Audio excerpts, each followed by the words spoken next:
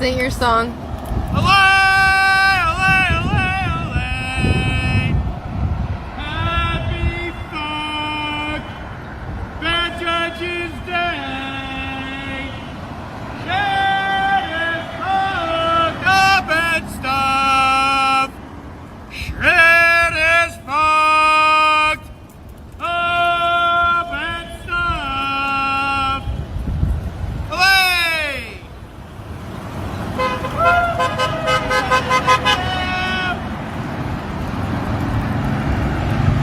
Alright, I'm here in the city of Covington. Yeah! Where the mayor has resigned suddenly after a slurry of allegations of check fraud. And then, just recently, the judge got arrested too! Yay! Yay! All charges are just allegations.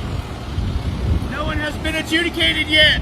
But it's always a good thing when government has to go through the same process that they thrust upon us. Yay! Woo! Yay! It's so much fun when the government has to do it. Yay!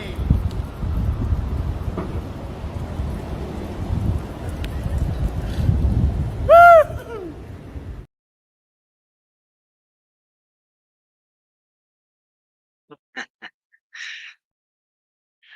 That's a good one with Otto the Watchdog. Hey, check this out. So the Mississippi Department of Corrections calls it justice. We call it business. In a state where locked boxes cost $50 and go uninstalled, prisoners are dying in the dark, while the same names keep cashing checks. Federal investigators say Mississippi's prisons are unconstitutional, violent, corrupt, and deliberately indifferent. And the trail of money explains why. This expose coming later today rips the lid off a $300 million machine that turns human lives into revenue streams, from global Tellink's prison phones to commissary monopolies, and no-bid contracts handed to political insiders. It's not incompetence, it's design. Stay tuned to this channel and We the People News for the full investigation. Mississippi's constitutional crisis. The price of injustice. Coming soon, later today, from We the People News. And this right here is just the beginning. What's about to come later and the evidence is going to top it all. Enjoy this. Good afternoon, I'm Don Matthews with We the People News. Today, I'm going to tell you about a phone call that exposed the rot at the heart of Mississippi's prison system. Not the kind you can smell, not the kind that makes headlines when prisoners die from neglect, though that happens too. This is a different kind of decay, the kind that happens when the people we trust to run our prisons decide prisoner rights are negotiable, optional, inconvenient. On October 22nd at 3:38 in the afternoon, I made 2 phone calls to the Mississippi Department of Corrections. By 3:41, I had recorded evidence of how a government office protects itself when confronted with constitutional violations it doesn't want to fix. What you're going to hear isn't just bureaucratic incompetence.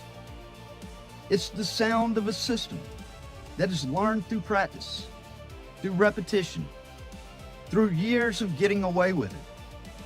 How to look like it's doing something while doing nothing. This is the story of a missing box. A metal box that costs maybe $50 and takes 20 minutes to install. The absence of that box enables abuse, silences victims, and makes the Constitution disappear behind prison walls. I've been investigating conditions at the Delta Correctional Facility for weeks. One problem kept coming up.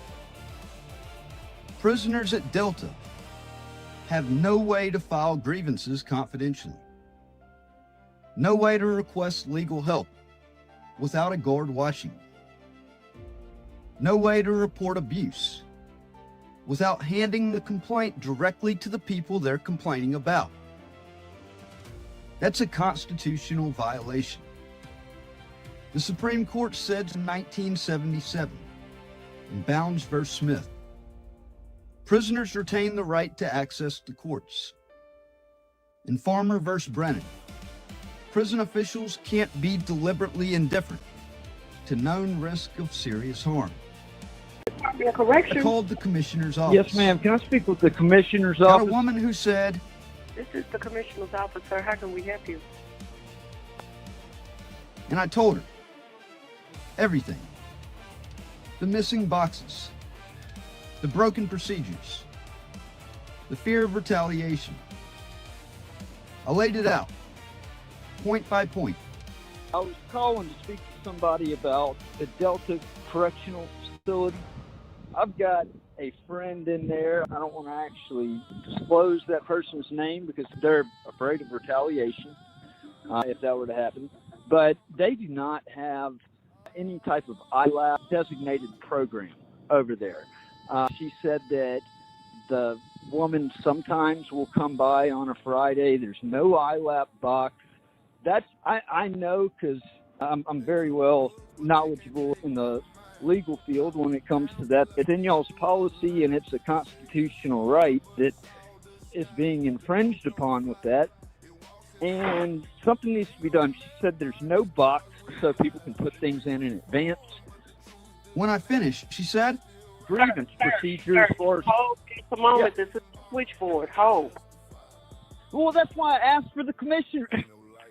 Jesus, you said it was the commissioner's office. Waste my time.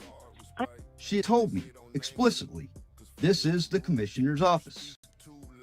After listening to documented constitutional violations for over a minute, her response was to send me to the commissioner's office.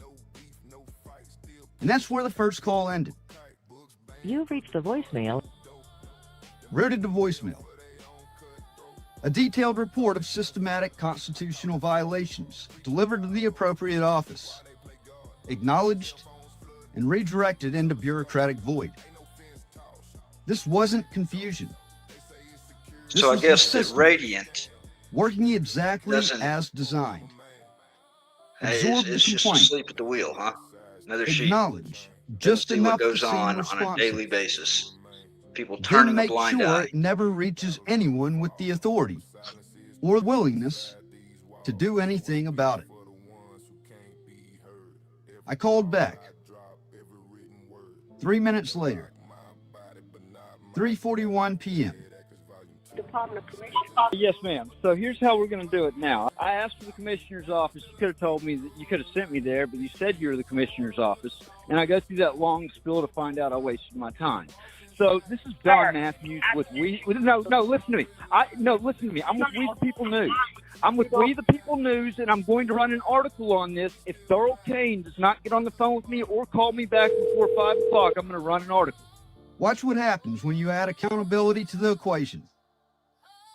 The same office that had me to voicemail suddenly started engaging. Warmly.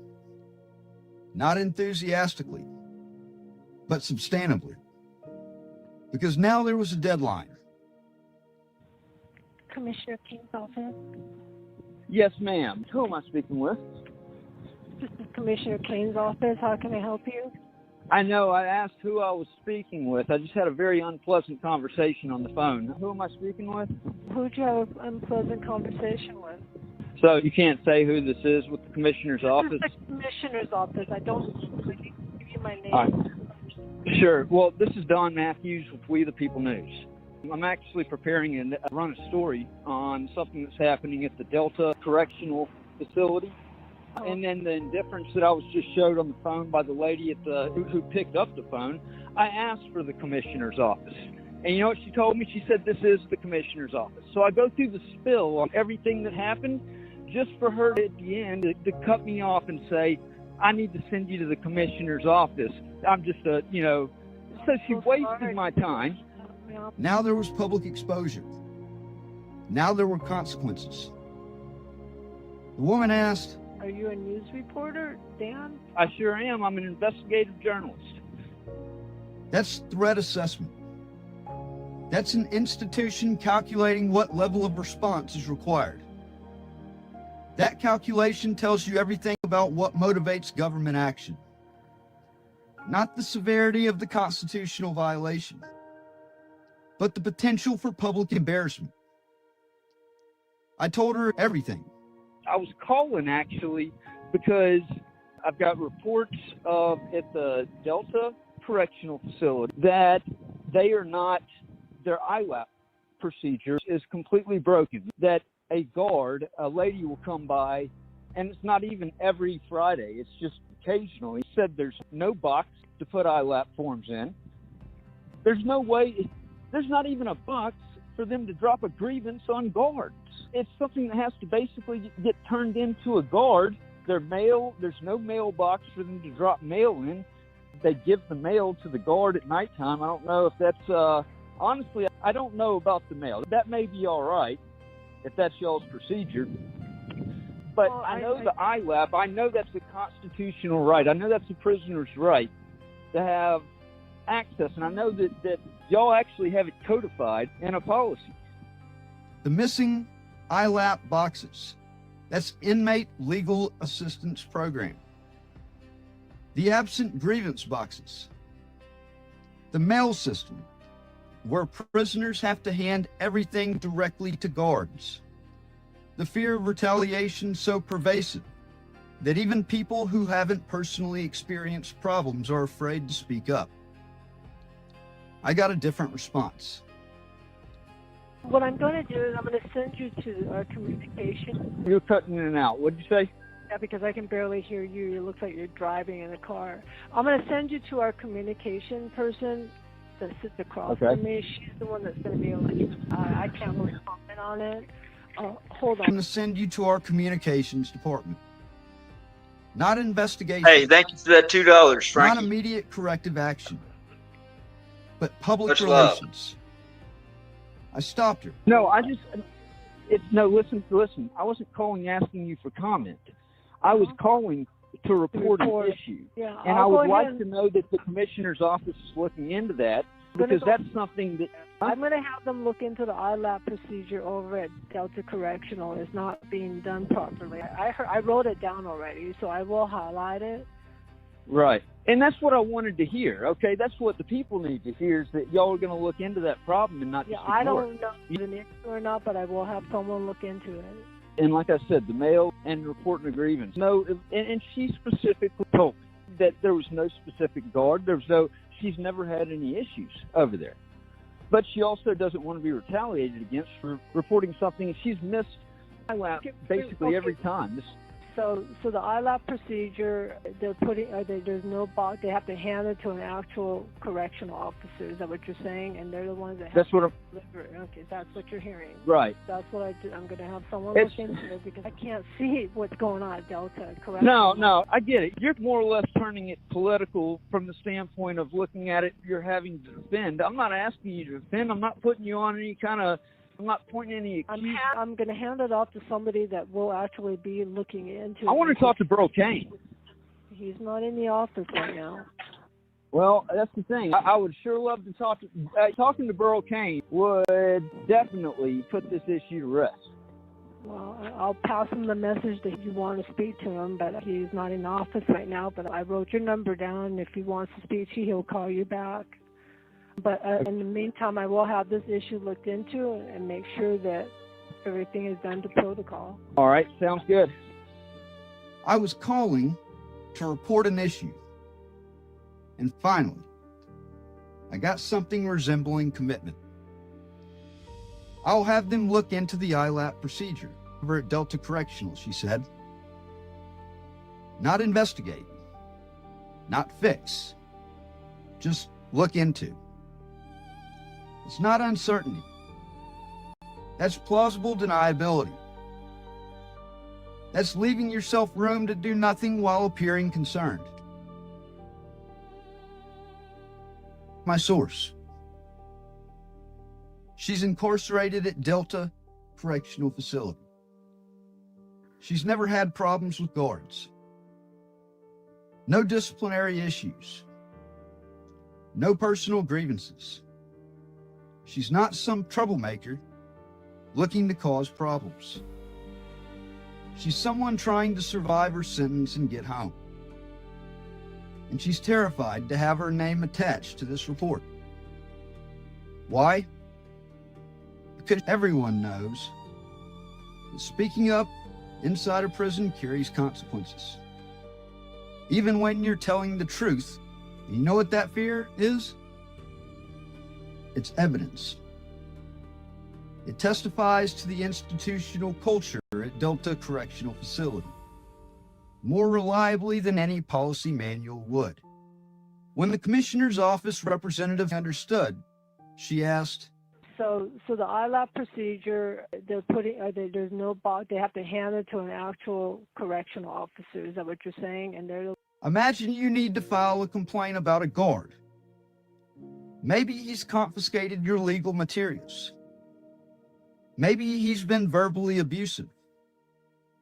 Maybe you witnessed him beat another inmate. You have the constitutional right to file a grievance. Mississippi Department of Corrections policy, the Supreme Court, says so. But there's no box, no confidential submission system, no way to file without walking up to a guard, maybe the guard you're complaining about, certainly a guard who works with the guard you're complaining about, and handing it over while he watches, while he reads, I'm Don Matthews. while he decides what happens next. That's not a grievance system. That's a retaliation mechanism. I asked the questions that should embarrass every official at Mississippi Department of Corrections. All the money y'all pull in, y'all can't afford boxes at the units. I can't comment on it. I don't know what's happening with the ILAP procedure out there. I have to have someone look into it. Metal boxes with locks. Maybe $50 each. 20-minute installation. 0 ongoing maintenance. The absence of these boxes cannot be explained by budget constraints. It can only be explained by institutional choice. Many someones decided that functional grievance systems are not a priority, that prisoner complaints are nuisances to be managed, not addressed. Near the end of our conversation, I said I want to speak to Commissioner Earl Kane, Commissioner of the Mississippi Department of Corrections, the man ultimately responsible for constitutional compliance at every facility under Mississippi Department of Corrections supervision. The person who should be most concerned when systematic violations are documented. The response: he's not in the office right now. The article would run with or without Commissioner Kane's response. 5 o'clock came and went. No call. No follow-up. No statement from Commissioner Kane's office. Just silence that communicates institutional priorities. I got you. I'll get that right now. Louder than any press release could. I'm not making moral arguments here. I'm not appealing to compassion or decency. I'm talking about constitutional law. Binding Supreme Court precedent. Requirements. In 1977, the Supreme Court decided Bounds versus Smith. They held that prisoners must have meaningful access to the courts, not theoretical access, not access in policy manuals, but meaningful, functional, realistic access. In 1996, Lewis versus Casey refined that standard. The court said prison officials can't erect procedural barriers to nullify access rights. When the only way to file a legal request is to hand it to a guard who might view your legal sophistication as a threat, that's not meaningful access. That's procedural barrier designed to discourage exercise of constitutional rights. In 1994, Farmer v. Brennan established the deliberate indifference standard. Prison officials violate the Eighth Amendment when they know about substantial risk of serious harm and do nothing. As of October 22nd, 3:41 p.m., Commissioner Burl Cain's office received documentation. They acknowledged the problem. They promised to look into it. Every day, they failed to fix it. Every day, those boxes remain absent. The indifference becomes more deliberate. The violation becomes more flagrant. And here's the thing that should concern every Mississippian.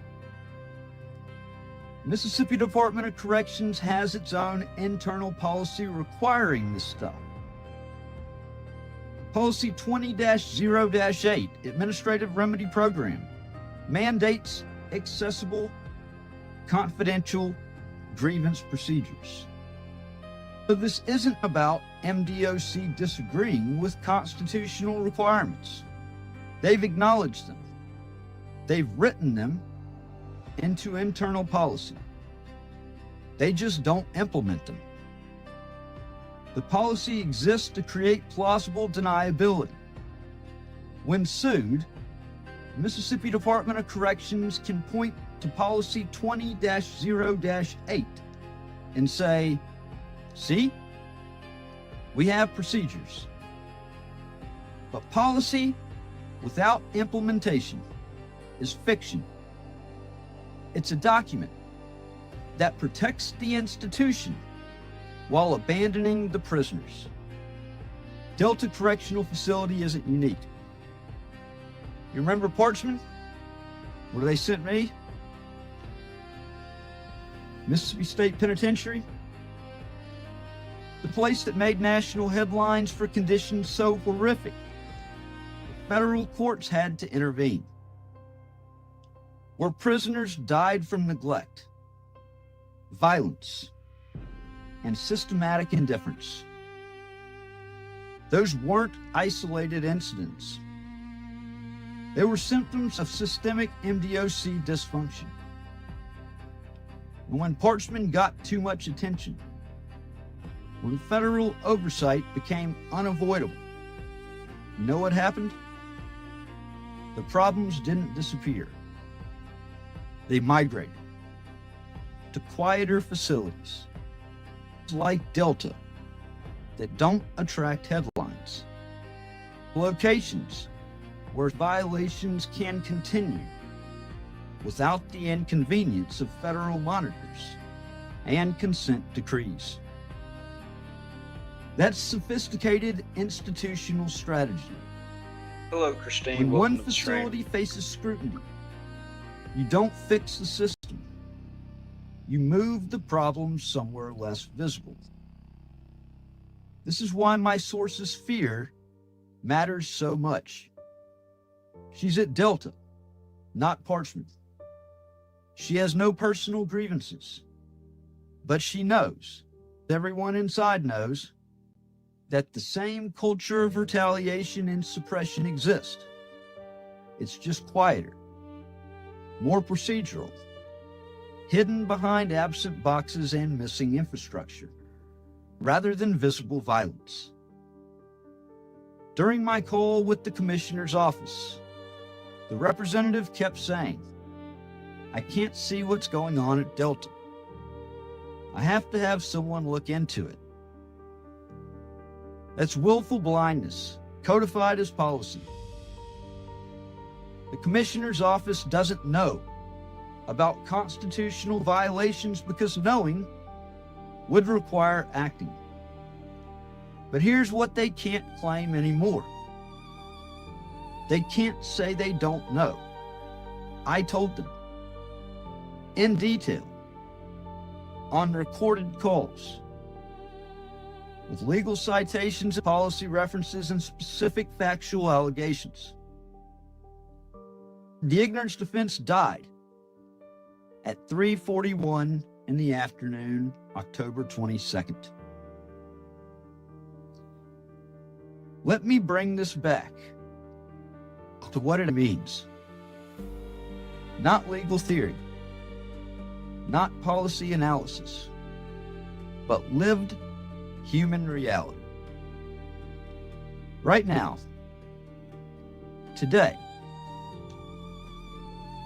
there's a man or woman at Delta Correctional Facility who needs to file a grievance. They know they have rights. They read them in the inmate handbook. They've seen the policy posted on bulletin boards. They can file a grievance. But when they try, they confront the reality. These phone calls document there is no box. So they have two options. Both of them terrible.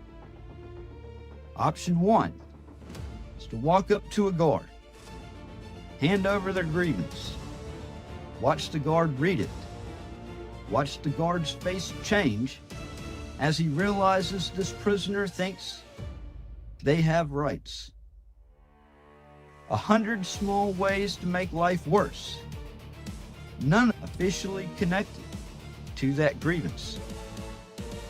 Option two, say nothing. Swallow the injustice. Accept that rights exist in theory, but not in practice. Become complicit in their own silencing. This is the choice absent boxes create. This is what constitutional violations look like in human terms. And here's the cruelest part. Every prisoner who chooses silence teaches the next prisoner that silence is safer. The system becomes self-perpetuating. The violation suppress the reporting mechanism. 100%. Just wait till you see this The report that I'm absent releasing reporting later today. mechanism enables more violations. It's abuse architecture. Brilliantly simple. Devastatingly effective. $50.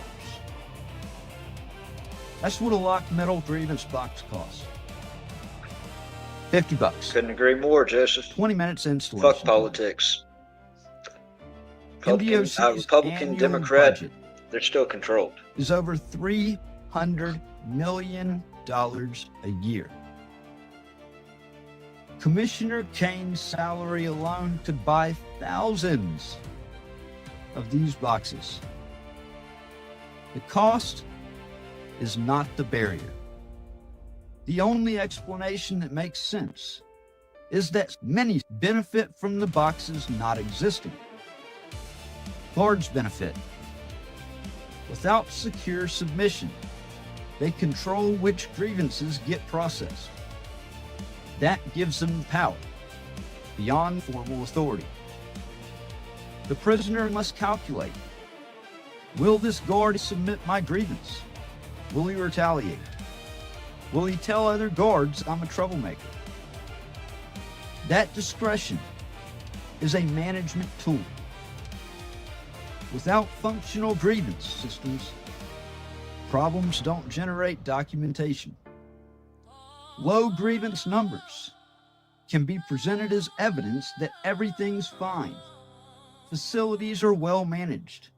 Prisoners are content. MDOC benefits. Every processed grievance creates paperwork. Investigation obligations. Response requirements. Appeal procedures. Potential legal exposure.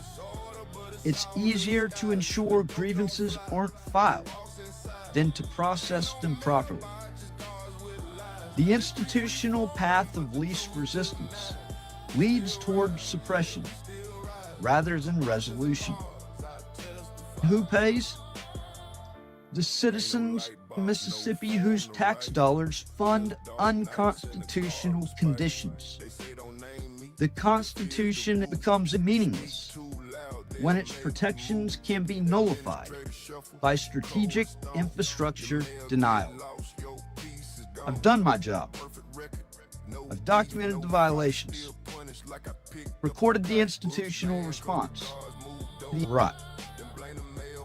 I've published the evidence. Now it's time for others. Commissioner Burl Cain needs to respond, not through a spokesperson, but personally, on the record, explaining what's happening at Delta Correctional Facility. To do. He has my number since October 22nd. The question is whether Mississippi's top correctional official cares enough about constitutional compliance to pick up the telephone. Civil rights attorneys need to look at the documented violations, the absent boxes, the suppressed grievance access, the institutional indifference captured on recorded calls. That's the foundation for federal civil rights litigation. 42 U.S. Code Section 1983. Civil action for deprivation of rights. The Department of Justice Civil Rights Division should investigate not just Delta, but the entire Mississippi Department of Corrections system. And it's a lot larger than suggests Mississippi, statewide folks, let me tell you. systematic failure. Constitutional rights don't stop at the prison gate. Prisoners are citizens, still human beings, still protected by the same founding document that protects all of us. When we allow the government to violate prisoner rights with impunity, we're not just harming them.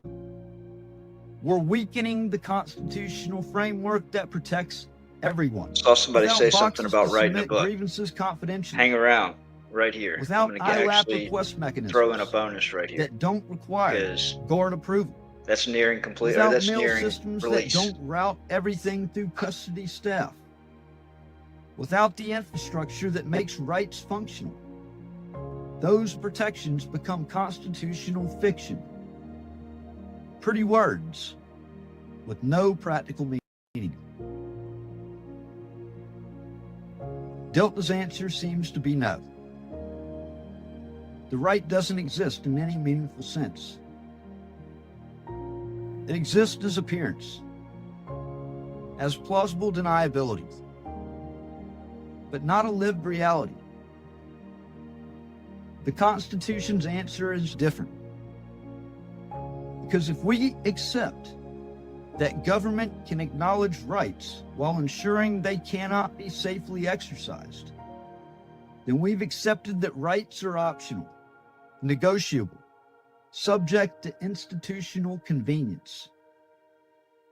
And once you establish that principle for prisoners, the most politically powerless people in our society, how long before it expands? This story doesn't end with 2 phone calls and an article. It ends when those boxes get installed. When prisoners can file grievances without fear. And not just there, but every prison under MDOC supervision. I've got an explosive When the stack of Constitution evidence stops right being here optional behind from when I was prison there, walls. Sergeant. Until then, I'll keep reporting, documenting. I'll keep holding up the mirror until the people of Mississippi see exactly what their corrections system has become. Because that's my job. Exposing the rot, documenting the failures, demanding accountability from institutions that would Hey, rather thank you for the operate in likes, for the darkness. comments. The phone this calls message shared. exposed the rot. The big story Now is it's coming later time to today. see if Mississippi has Hang on the here for a political second and listen will to to clean it out. first part of my new I'm Don podcast, Matthews. Rico Tapes. With We the People News. And I'm not done asking questions. Thank you for tuning in. Share this message.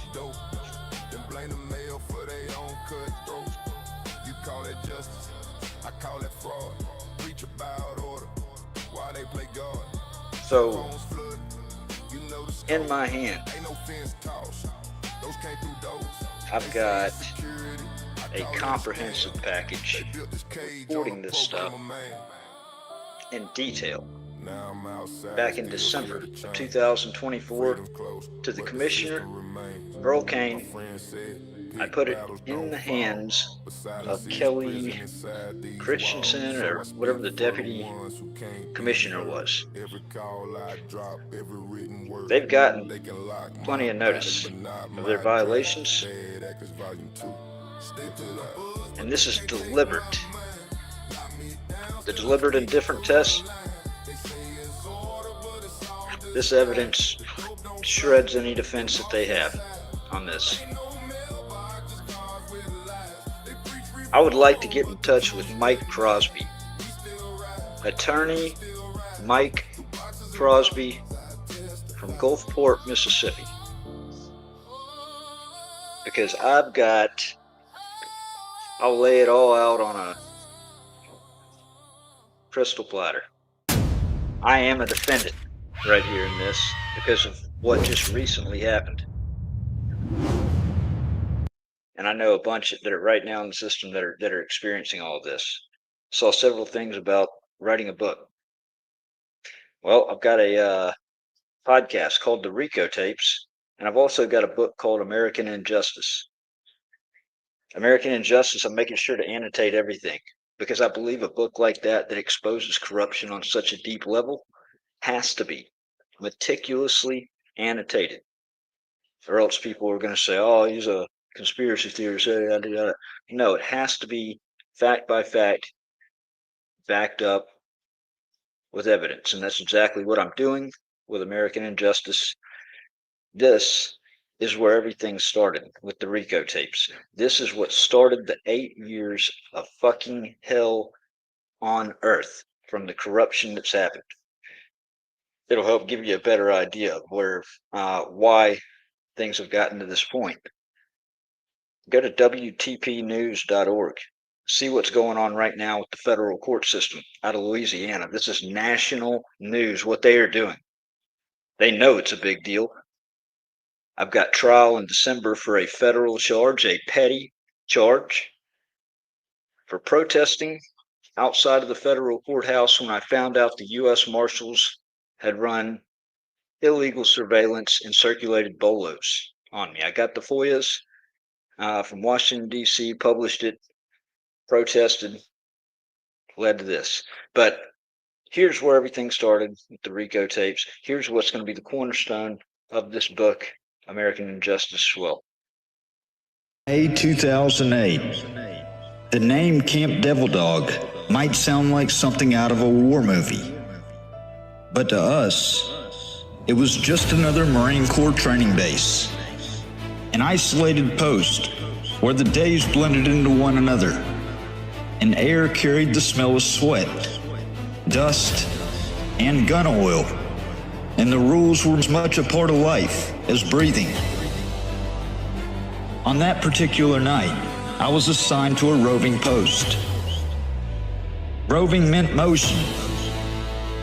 You moved through your assigned area in regular intervals, stopping at checkpoints, scanning for anything out of place. In training environments, the most dangerous thing you usually encountered was boredom. But boredom wasn't on the schedule that night. The Marine assigned to us Armory Watch was Lance Corporal Bradley Faust. He wasn't particularly outspoken, not someone you'd pick out in a crowd, but not invisible either. Like many of us, he carried burdens that weren't visible on the surface. As Armory Watch, he had access to the weapons. That's what the position meant. It was a responsibility that the Corps took seriously, entrusting Marines with guarding the very tools of our profession. The night air was still, punctuated only by the occasional call of distant wildlife and the familiar sounds of a military base at night, generators humming, the occasional vehicle passing, boots on the gravel as Marines moved between posts. I had just completed my check of the eastern perimeter when it happened. No one saw it coming. No warning signs that night. No whispered confessions. Just the sound, that unmistakable sound of an M16 set to 3-round burst. In training environments, gunfire was tightly controlled. Live rounds at that hour in that place were never part of the plan. Not only was I close enough to hear it, but I was also close enough to see it. Close enough to get there quickly, but not quickly enough. The scene was something you don't forget. The way the human body collapses when it's no longer alive. The smell of cordite in the air. The weapon still near his hand. The armory racks standing silently behind him, like mute witnesses. Lance Corporal Bradley Faust had made a decision from which there was no return. Within hours, the officers were there. Not just the on-duty supervisors, but higher-ranking men whose boots didn't usually touch the concrete outside their offices.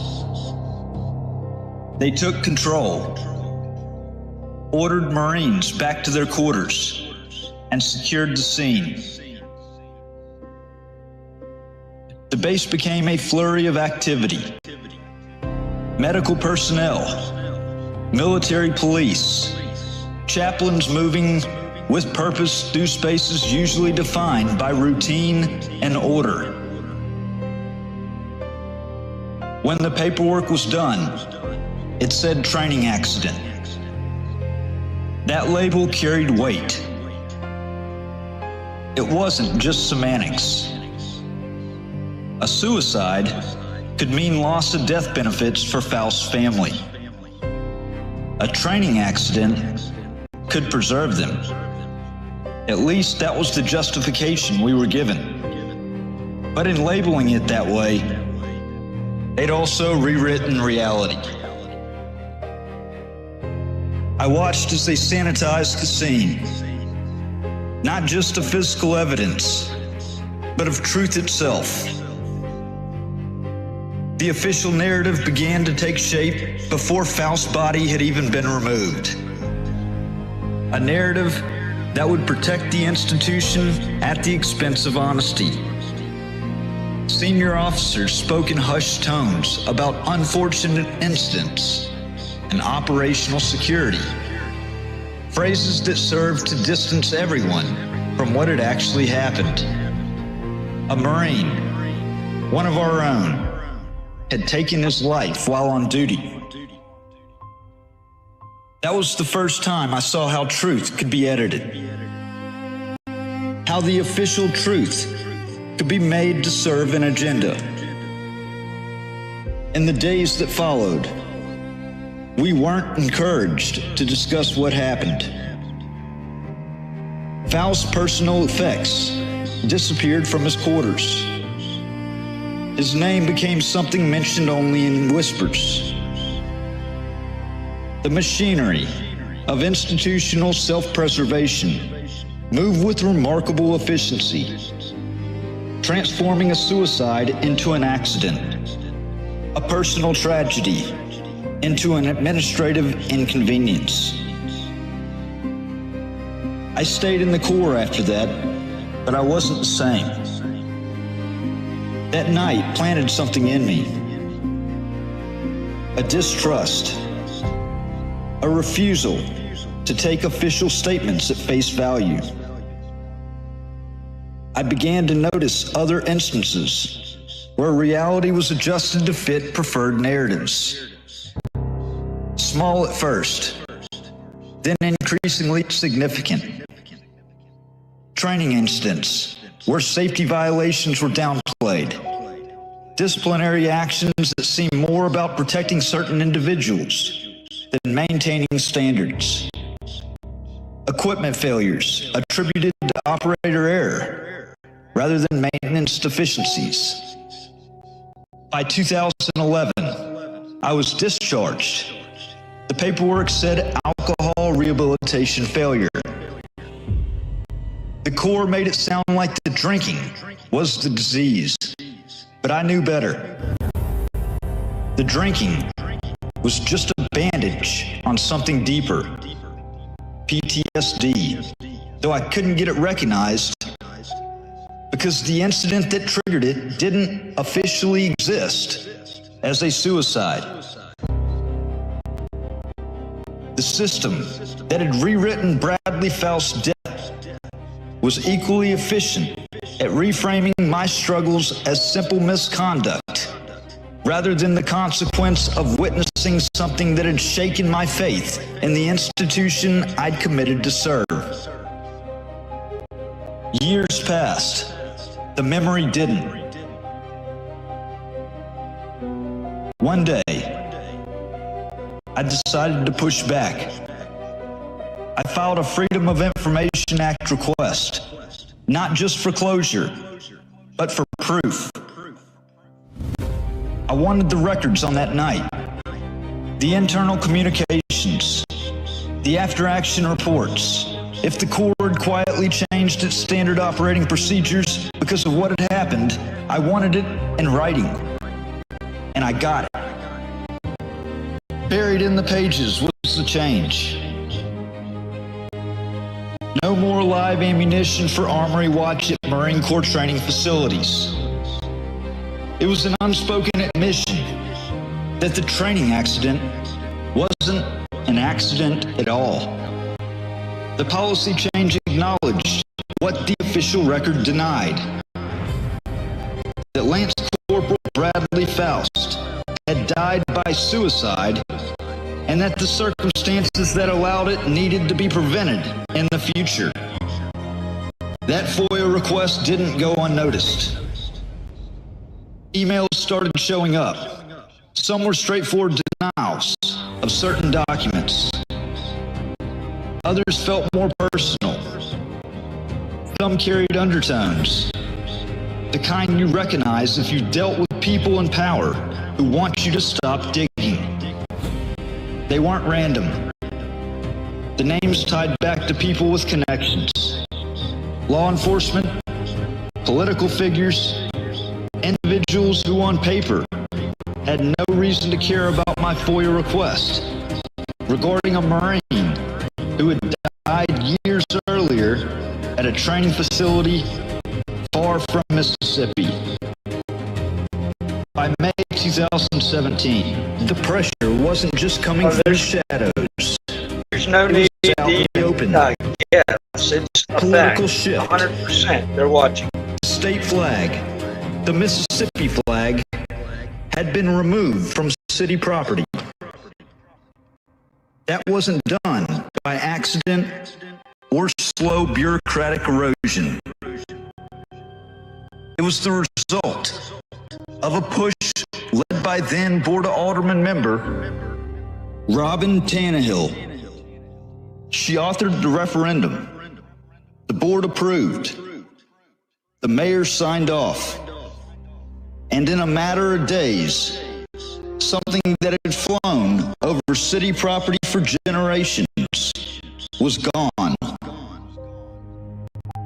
Now Tannehill was running for mayor, unopposed. Election day was set for June 6, 2017.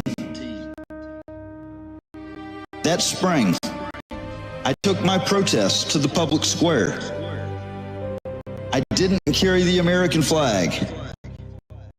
I carried the Mississippi state flag, the one they'd taken down, as a direct statement. I believed in the right to speak out, the right to dissent, the right to be visible.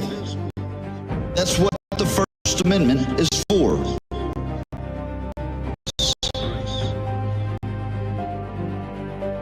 On May 1st, 2017, I crossed paths with Lafayette County Sheriff's Deputy Timmy Pruitt.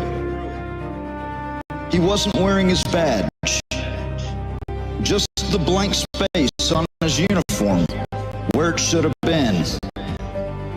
That absence spoke volumes before he even said a word. The encounter was brief, but heated. I asserted my rights. He gave me an order to leave. I asked on what ground to jail. Moments later, he made good on that threat. The arrest was caught on camera. That video spread fast, shared by large platforms and pages that reached audiences far beyond Lafayette County. The public reaction was swift and overwhelmingly in my favor. Pruitt's actions were criticized loudly and often. Though some called it a vacation, while county officials decided how to handle the fallout. But the timing was no coincidence. While I was being arrested, my ex,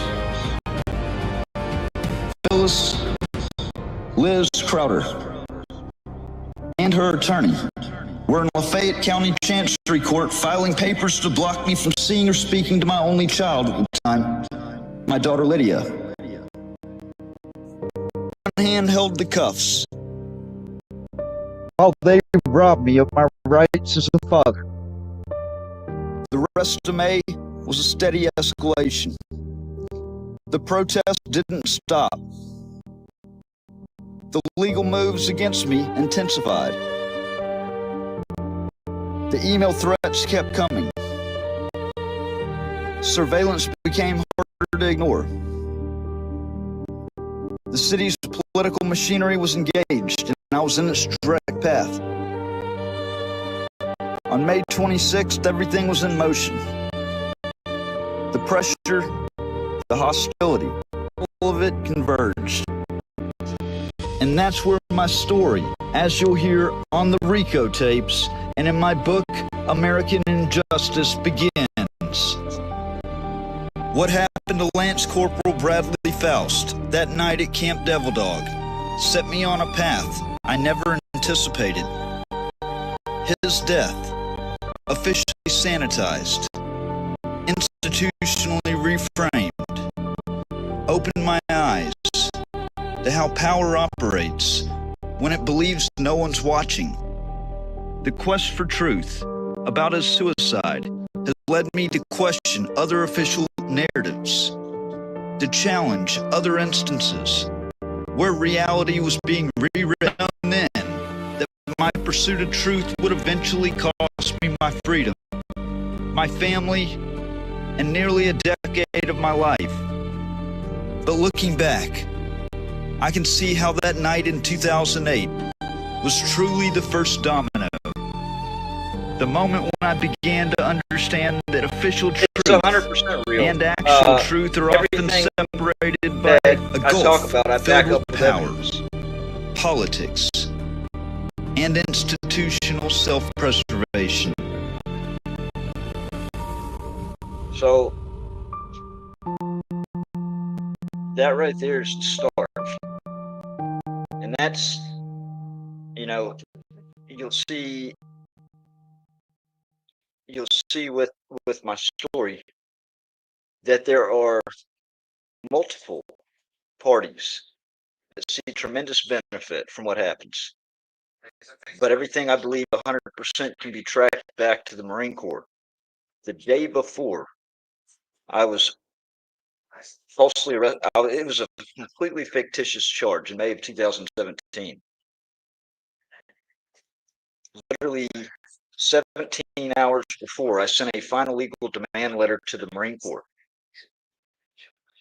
threatening a lawsuit if they didn't turn over the FOIA records within 24 hours. They did. And a few hours later, I get arrested on this felony charge. This is a little teaser for American Injustice. American Injustice, one man's battle against corruption and retaliation. This book is more than my personal story. It is a warning.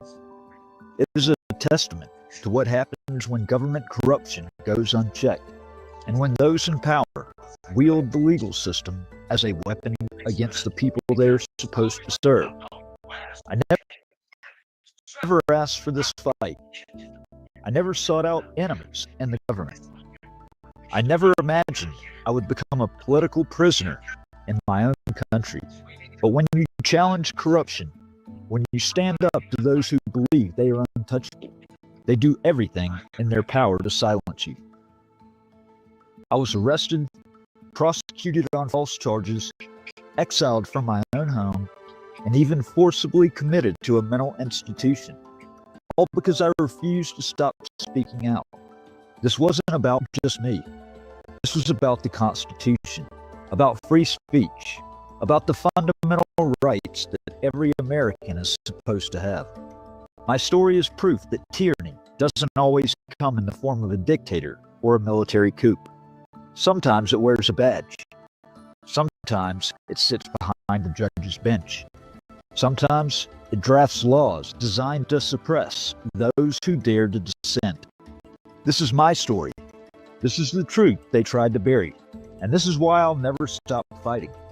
If they can do this to me, they can do it to anyone.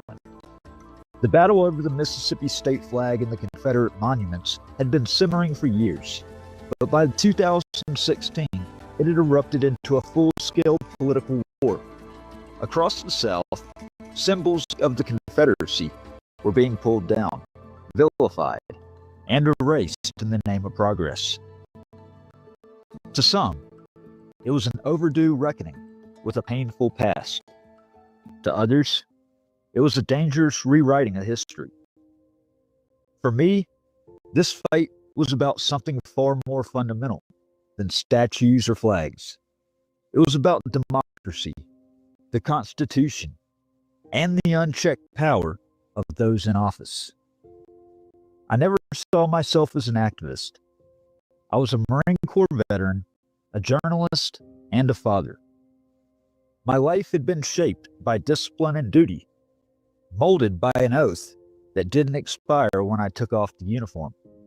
That oath, to support and defend the Constitution, wasn't conditional.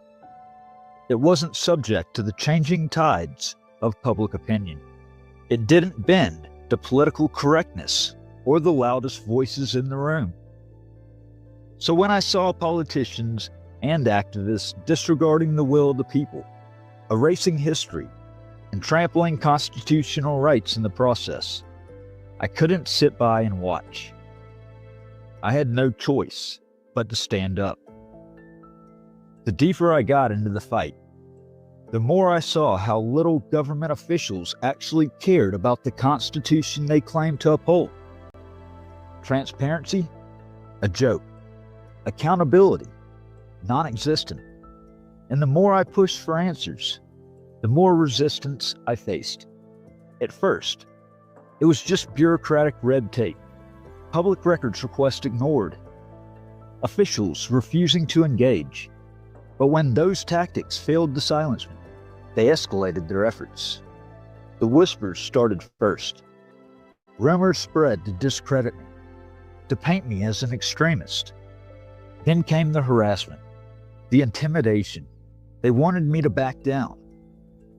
But nothing could have prepared me for what came next. Looking back, I see 2017 as the turning point. That was the year my activism transformed into something far more dangerous, at least in the eyes of those in power. That was when I became a true threat to the system. And that was when they decided to destroy me.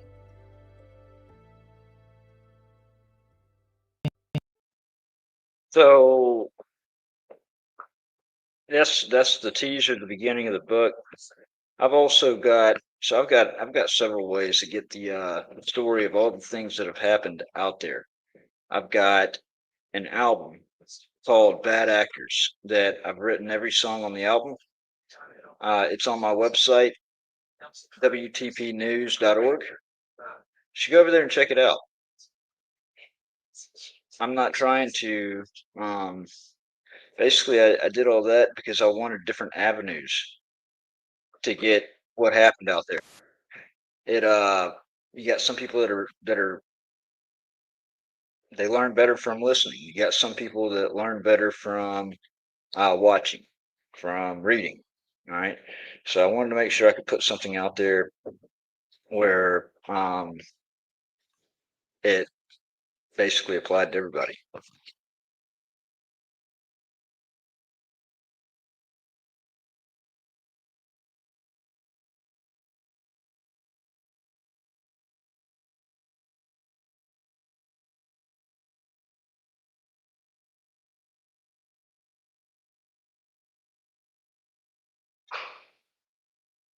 I was sitting there.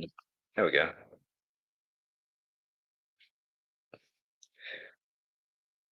So I didn't have my external hard drive to actually pull the one that's not on YouTube. But this then gets into, the beginning of the story. This is a documentary, Riding with the Outlaw, that I started doing. I've done 5 1-hour episodes of it. This is where this is the start. The second episode is about the false rape accusation from my ex. That, truth came out. It was all a conspired upon plot. She got charged with filing a false report of rape. And corrupt judge let her off the hook with just a fine. And actually held me for contempt for telling him that he created a monster. You got the third one, which is about the Department of Justice scandal. The U.S. Attorney's Office, particularly blowhard Bob Norman. You got the fourth one, which is about the lies. It's about the horrible arrest in 2020, following the direction of another state agency and the sheriff's department. Violently arrest me and lie their ass off in court, and it's shown crystal clear. And then more recently, I did the fifth one, which is about they 5150'd me when I discovered records changed in Lafayette County Circuit Court, and I went in there to ask how the records could have been changed. So check this out. Big news here in Mississippi. The jokesters that were elected as our state representatives decided to bypass a vote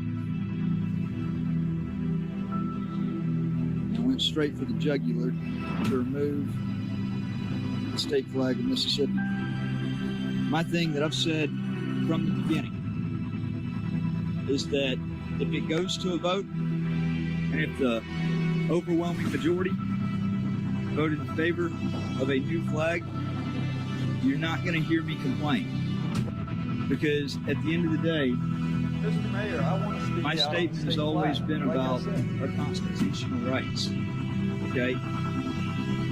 The rights that are afforded to us as citizens. It's not about us stars and bars. It's about the will of the people. Sure, but this is the taxpayers' Second, that house. They have a right to speak. You the have vote of the absolutely people no doesn't right matter. to say that they can't speak. And you have elected officials that are making controversial moves that are ignoring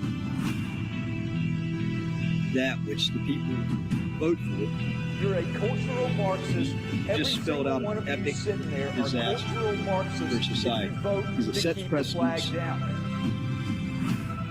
And only bad things can come from it. Don't want to hear about one of the nastiest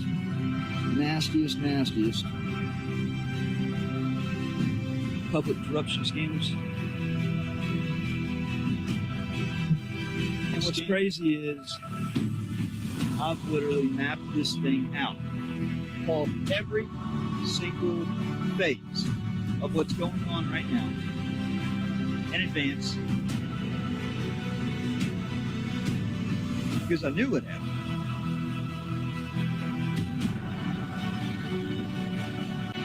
And you've got agencies that are obstructing justice, destroying evidence, and turning a blind eye. Shoveling proof of innocence Jared Bundren, and shielding criminal activity. hey, I'm here to show you how That's to conduct going a on in our proper very investigation. You received a call on May 24th, heinous 2017. corruption I would like the details of that call. to such a level Why are y'all cowards? Why are y'all cowards? to help get a female Democrat I'm mayor saying elected. I would like to. I'm trying to ask. You said no. Kept damning information, which would have had potentially devastating political ramifications from coming down the hopper.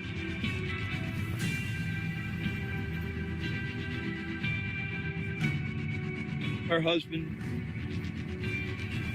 the attorney of my ex, for the original child custody matter back in 2016, August of 2016. It was that time that my child was kept from me for approximately 2 months. It's the first extended period of absence that I took away from her. That was, she basically was used as a wedge, a negotiation tool. You got the May 1st, 2017 arrest. In front of that statue right there. Where I was holding the state flag of Mississippi. Standing on public property. Was not bothering a soul. Was not loud. Nothing. Just standing on this very pavement that I'm standing right now. Holding the state flag of Mississippi. But because that didn't fit the agenda of this city, the city being that it took it on itself to remove the state flag from city property while all along taking taxpayer dollars from the state, from Jackson. My view hasn't changed on that. Never will. It's common sense. If you take state-funded tax dollars from your state, well, damn it, I think it should be an obligation that you fly the state flag. I don't think that's some far out there want and demand. May 1st, Deputy Sheriff Timmy Pruitt pulled up. He asked me if I had a permit to be here. I told him that I had the First Amendment. I'm a Marine Corps veteran. I'm a patriot. I'm a 3%er. I took an oath at the end of 2007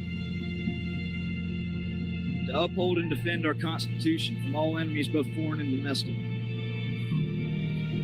My oath had no expiration date.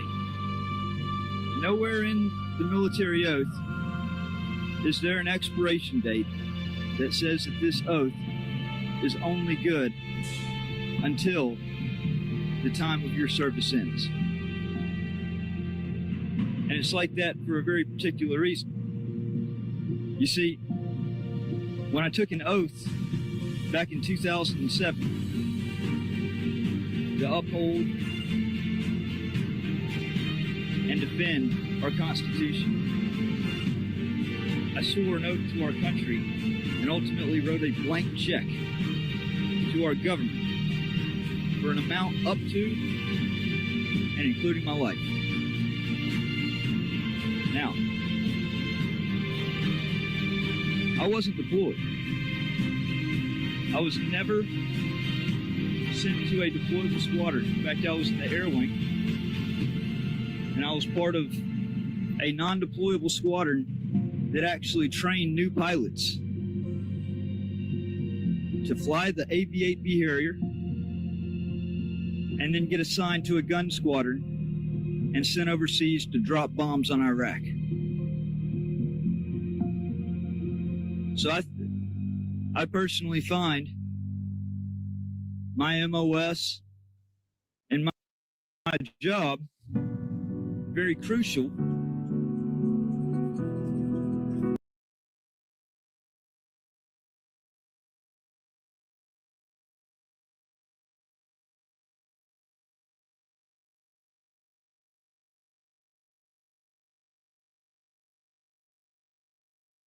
to the readiness of the Marine Corps and its officers to go and drop bombs on the bad guys. Okay? So I wrote a blank check to the government for an amount up to including my life. It's that reason right there alone that the oath that I took doesn't expire. So I wanted to know, and I still want to know to this day, how a city and a county has the right, feels that they have the right to supersede the Constitution, the law of the land. Because the last I knew, no law made by any city or any county ever had the effect of becoming a law and a lawful order if it directly clashed with that of the Constitution. And the First Amendment right guarantees my right to stand here on public property, whether or not I'm causing friction, whether or not I'm irritating people. It's my right, granted through the First Amendment, to have freedom of speech, freedom of assembly, freedom of the press. Just like, I'll point the camera over here, maybe y'all can see. We've got protesters over there holding signs, wanting the statue to come down. And I tell them every single time I talk to them, they have a right to be here. And honestly, they have the right to live, to be here free of harassment. You don't even need to have a permit. Shouldn't even be a requirement to have a permit. But see, that's the liberal hypocrisy, because I'll never hear that said to me. In fact, being that I'm a conservative, just the opposite. Back in May of 2017, false reports were called up there about me causing problems on the square, even though I wasn't saying anything. I was just holding a state flag, had a gun on my hip. You know, I am audio and video reporter, Mr. Fred. I don't care. You have a permit to be here. The First Amendment, actually. You have a permit to be here. No. All right, you gotta leave. Why is that? Because you're going to jail if you don't. I'm going to jail just for standing out here and holding a flag. You have to leave. Okay, where does that super... let me just... One more time. Can I just ask you... Can I ask you a question? I'm going to ask you one more time to leave. If not, I'm going to go you to jail. This is for the conduct. Okay, I'll leave and take this straight to my attorney then. That's you can't threaten me with my First Amendment rights. Hey, I'm gonna tell you right now, Mr. It's not for Pruitt. you to leave. One. This fucking city is ass fucking backwards. Ass fucking backwards. Y'all see that? Hey, what's your badge number, by the way, Deputy Pruitt? No, I'm not. I'm leaving. I was asking you. I was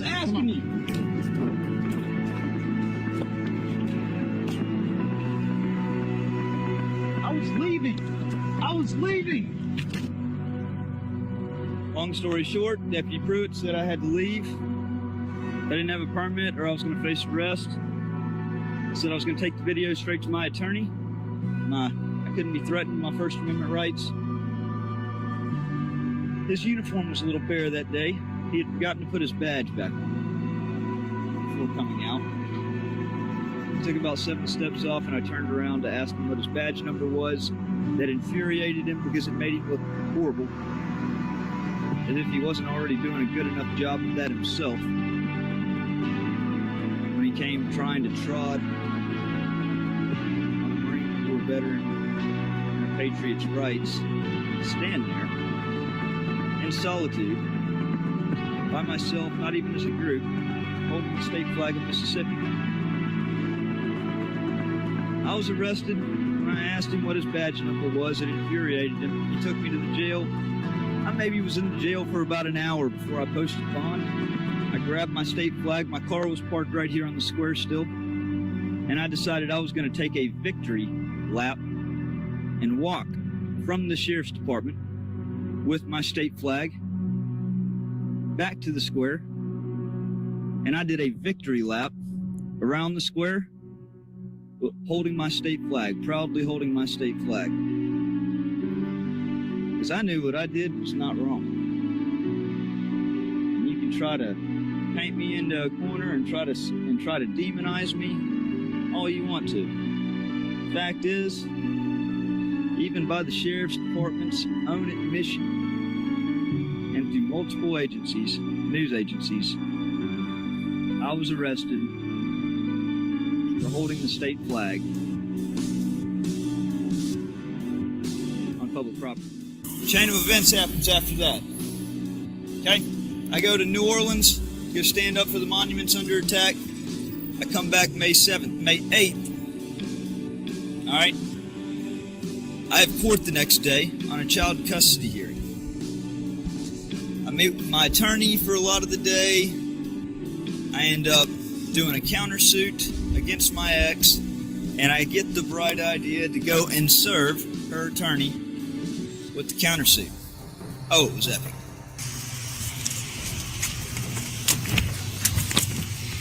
Awesome.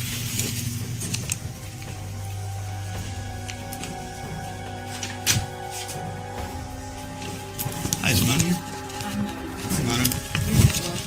All right, I just wanted to say you are hereby served. Actually, no, you have to serve with the legal process. Well, you're hereby served. Hi, everybody.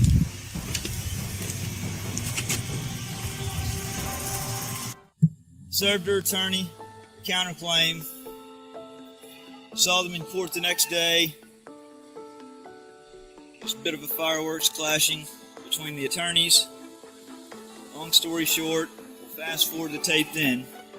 May 15th, I had spoken out in City Hall in Oxford City Hall. The city took it on itself to remove the state flag from city property while all along taking taxpayer dollars from the state, from Jackson. My view hasn't changed on that. Never will. It's common sense. If you take state-funded tax dollars from your state, well, damn it, I think it should be an obligation that you fly the state flag. Mayor Pat Patterson refused to allow me to address the board. And just like everything else in this town, they think they got it all figured out, and so be it. For your rights. I know that the First Amendment right also grants me the right to petition the government for a redress of grievances. Of course, with my grievance being the Mississippi state flag being taken down on city property in Oxford. I called the mayor and each of the board of aldermen a cultural Marxist if they stood in favor of keeping the state flag down while openly taking tax dollars from the state. What is this? Mr. Mayor, I want to speak out on the state flag, like I said. Sure, but this is the taxpayer's house. They have a right to speak. You have absolutely no right to say that they can't speak. No right. Where does that lie with you? You're a cultural Marxist. Every single one of you sitting there are cultural Marxists if you vote to keep the flag down.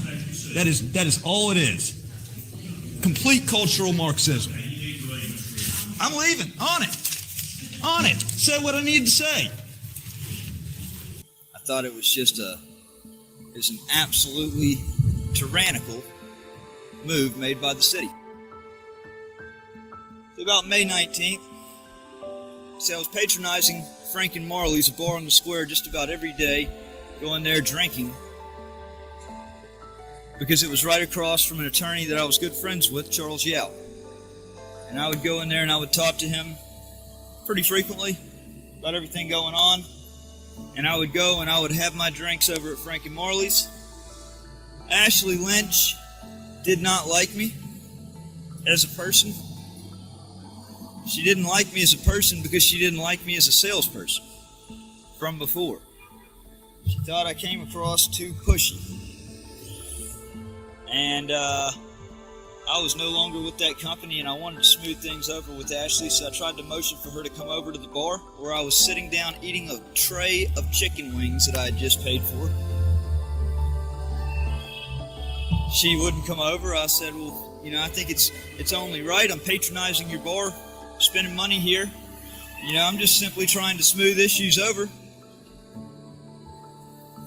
because I don't want any issues. She refused to have any of that. And I said, well, I think that's pretty fucked up.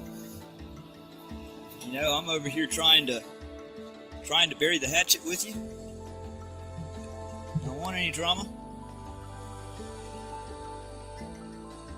She came over, she grabbed my tray of chicken wings, and she threw them in the trash can, even though I paid cash for them. Wouldn't give me a refund, anything. So I walked out of the bar, I called for a boycott of Frank and Marley's. It turned into a back and forth between us on Facebook. What I like to call a meme war. Really them with the memes. It was them that created the YouTube channel that they called a 24/7 surveillance and watch of Oxford's Matt Reardon. Huh. Who does that sound like? Stockton. And then,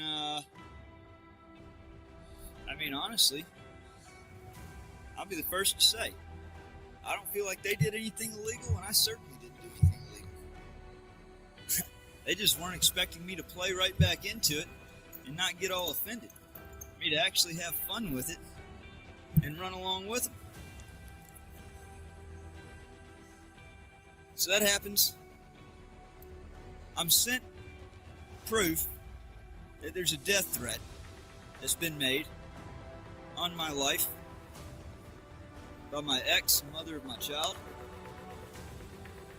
Also the one coincidentally represented by the mayor's husband.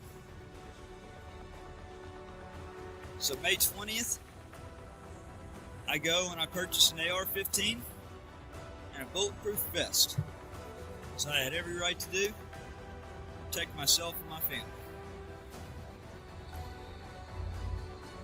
Had a drunk stream that night. That's my biggest regret. It's during these live streams that really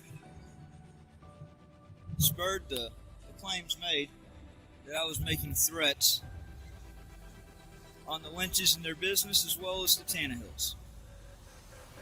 And all in all, it came down to information that I was given. My child being used as a weaponized tool at the court against me, kept from me, and had me very emotional. May 22nd, restraining order, emergency injunction, is filed by Ray Tannehill, who is representing his wife, Robin Tannehill, the mayor-elect, as her attorney. So, I'm hunted down the next day, May 23rd, on campus, 2 sheriff's deputies. They pull me over to give me a restraining order.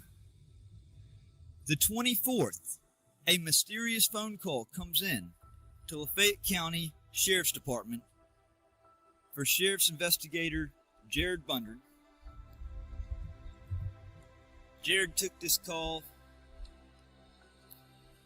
where it was stated that I was making threats against Franken Marley's and Todd and Ashley Lynch. And Jared.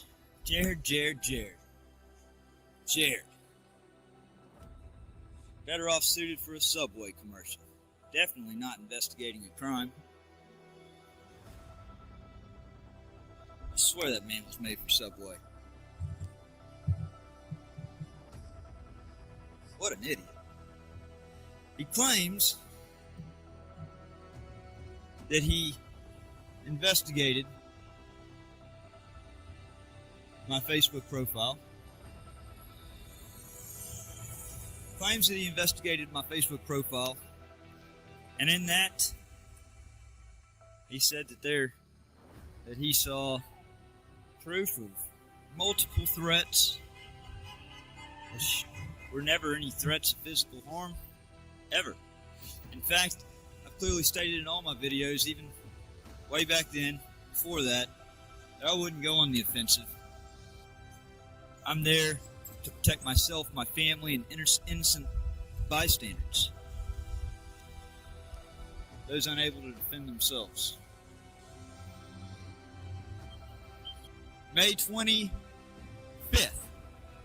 the next day, I meet with the FBI at the local field office here in Oxford. I meet with them for a couple of reasons. Because of the death threat that was made against me, that I had screenshots of. There's already a liberal hypocrisy like none other shown in this area. You see plenty of proof of that with Riding with the Outlaw. Plenty of proof of it.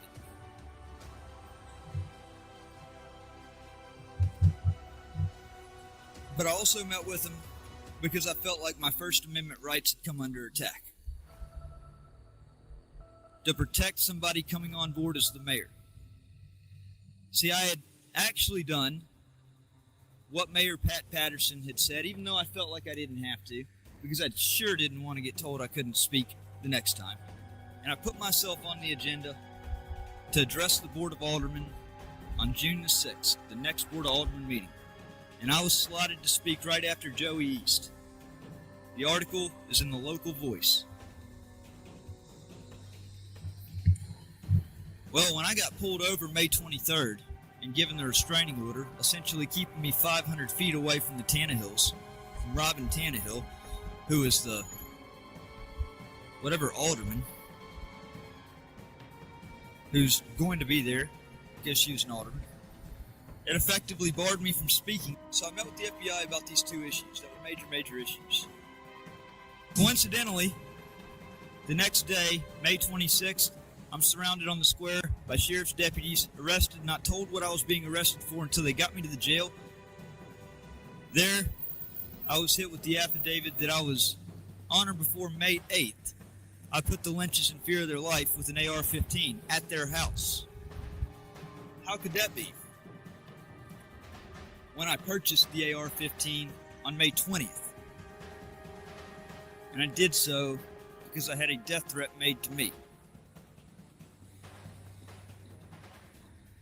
The FBI stood by with their hands in the cookie jar, refusing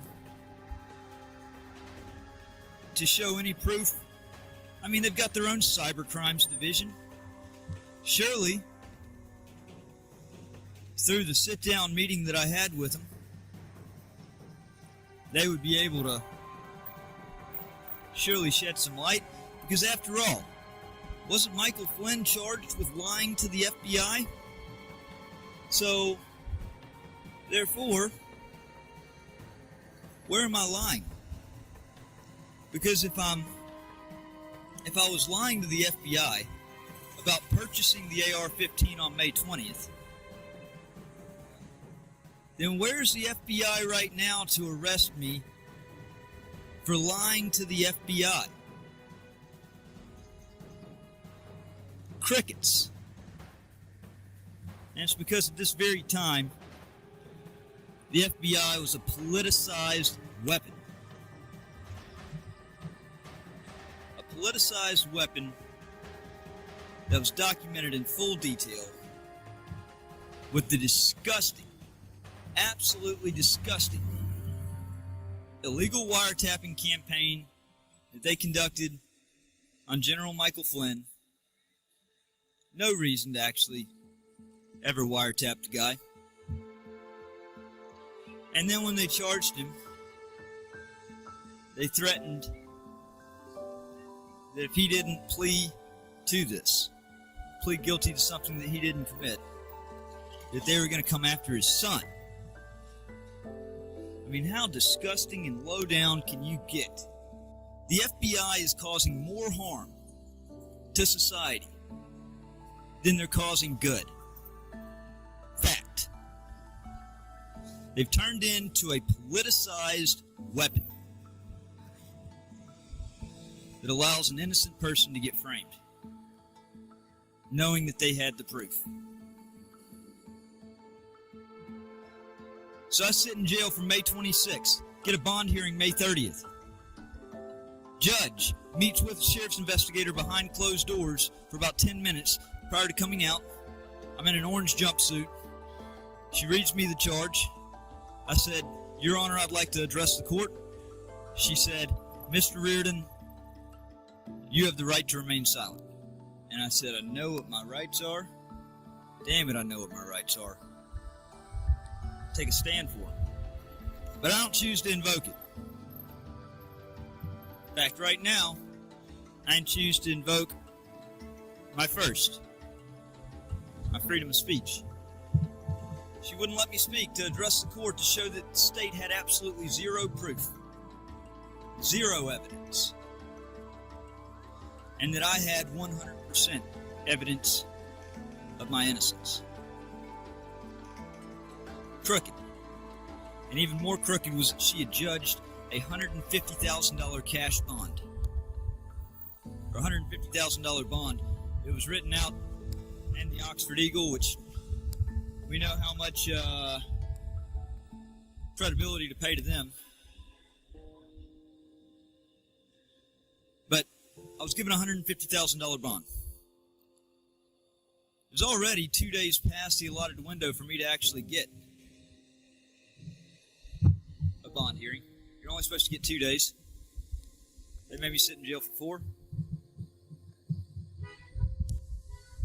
They did that with a goal in mind, because the mayor's election was June the 6th, exactly 7 days later. All right? Exactly 7 days later, the mayor would become elected in an unopposed race. She would become Oxford's 36th mayor. She would scathe through without any political ramifications or anything backfiring in the process of her becoming elected. No roadblocks, no Mississippi patriot that stood for everything that she did, which is the Constitution. I had a crooked-ass attorney by the name of Brendan Horan. Didn't know at the time when he was hired to replace my public defender, which, matter of fact, the public defender did everything. I didn't even realize it. And Horan did absolutely nothing. Horan viciously destroyed me. Horan proved exactly why he doesn't need to be an attorney. He showed the direct harm that a conflict of interest can cause.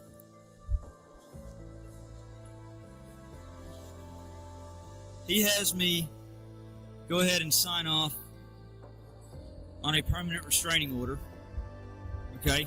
Which, had I have actually read the restraining order the way it was written up, that was written up based on constitutionally protected activity such as running an aggressive internet campaign against Robin Tannehill, being a strong advocate of the Mississippi state flag, being arrested in front of the statue for holding the state flag May 1st of, calling corruption where it stood. What's wrong with the judge for even allowing that to even pass through? That directly harmed the integrity. Directly harmed the integrity of the court that day.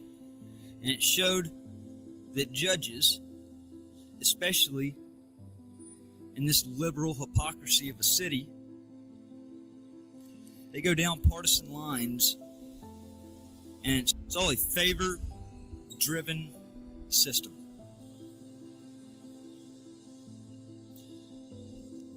I only did that. I only signed that bogus thing, which I didn't even read the report. I was just given the permanent restraining order page to sign off on with him.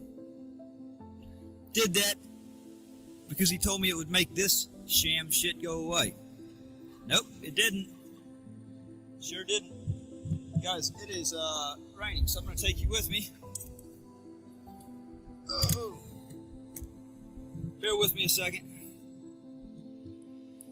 Y'all, these are crimes against humanity that have been committed, especially with how far they took it. And it's no different than a Hillary Clinton Democrat scandal. The mayor was elected on June 6th, unopposed.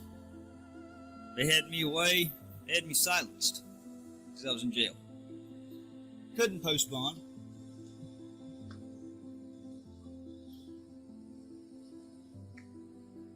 And on, I think it was June 29th or June 28th, it was the last Thursday in June, Tannehill was sworn into office as Oxford's 36th mayor. Coincidentally enough, the following Thursday, 7 days later, a plea deal comes down the hopper. And I'm told that if I don't take it, that they're going to throw the book at me. They're going to hit me with a heap of other charges, all in order to get a guaranteed conviction, to get me gone one way or the other. And my attorney said, while he knew that, without a doubt, that I was innocent of the crime which I was charged, that it didn't matter, and the system wanted you, they were gonna figure out a way to make it happen. That's why this whole time with Riding with the Outlaw, it has been so important to me to publish my discoveries. Because honestly, at the end of the day, that is the only thing that is out there protecting me. Because if it were up to these people, the agencies involved, the agencies tasked with preventing public corruption, with preventing corruption in law enforcement agencies, it all would have been swept under the table. That's what they were doing the entire time. They were obstructing. U.S. Attorney's Office, over 6 weeks' time, called them many times, leaving a voicemail, because my statute of limitations was running out for me to show, without a shadow's doubt, without any reasonable doubt, that I couldn't have possibly committed the crime in question. U.S. Attorney's Office refused to even call me or look at the heap of evidence that I had.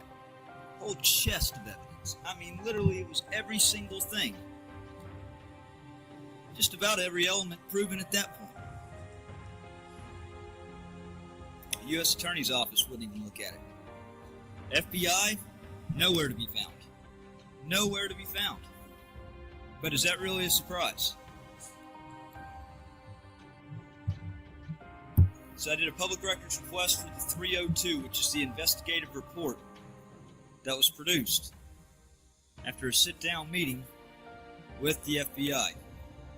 Okay, anytime FBI agents meet with a citizen, they have to put that information, log that information into what is called a 302. It's like a formal police report. I put in the FOIA request with the FBI.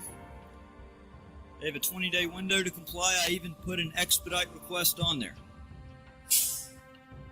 Because my statute of limitations was running out. It's, I don't know, a month, at least a month past the expiration date, and the FBI is still yet to even open my file to assign it a number. Through several calls, I've been led to believe, both through talking to the local field branch office in Oxford, Mississippi, as well as speaking with the Jackson headquarters, as well as speaking with their main headquarters, wherever it's at, Virginia, wherever, that they cannot locate my 302. Wanted to know a description of the agents that I met with. Like, that's supposed to be somehow my responsibility to keep up with. During an absolute crazy time in my life, and an even crazier time of being framed for a crime I couldn't have committed.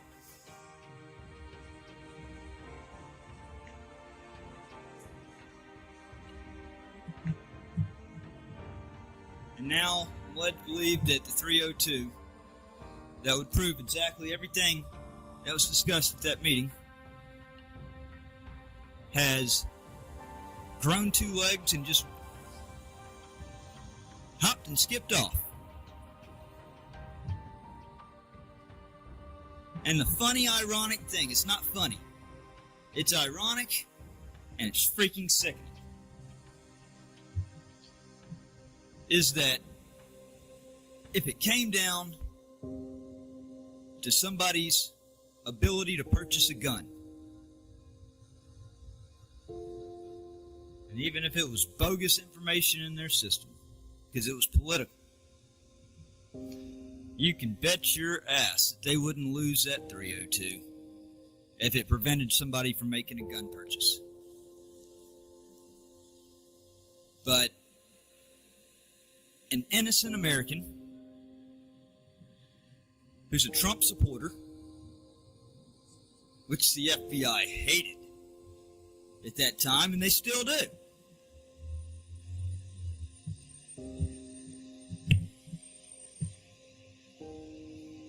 Then it's, let's just forget about his 302. He doesn't matter. We're going to let the system swallow him whole. Guess what? Shit ain't happening, Jack. Not without one hell of a battle royale going down over my rights.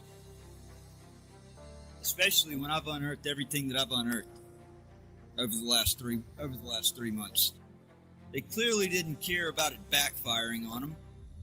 And they didn't care because they were so well banded together. They had everybody in the local government protecting each other's ass on this. Executive branch, legislative branch, judicial branch, attorneys. Oh, and there's some other key actors as well. So here's the thing. I've been asking for that May 24th phone call for the past month and a half, when I found out through a public records request that Sheriff's Investigator Jared Bundren received a mystery phone call on May 24th, 2017. I brought my reporting to the Sheriff's Department to seek answers, steadily requesting this May 24th phone call, recorded phone call, information about the call, who's on it, who made the call. It's very important. They would not comply.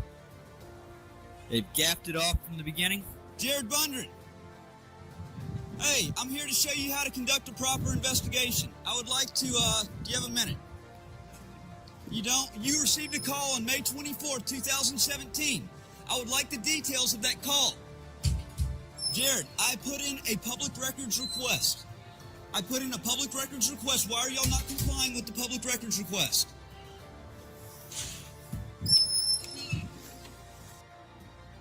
Sheriff Joey East, I would have loved to have said okay with him. I didn't want to have any problems with the sheriff. Joey East! How you doing, sir? I needed to get a little Q&A with you. You don't do Q&As?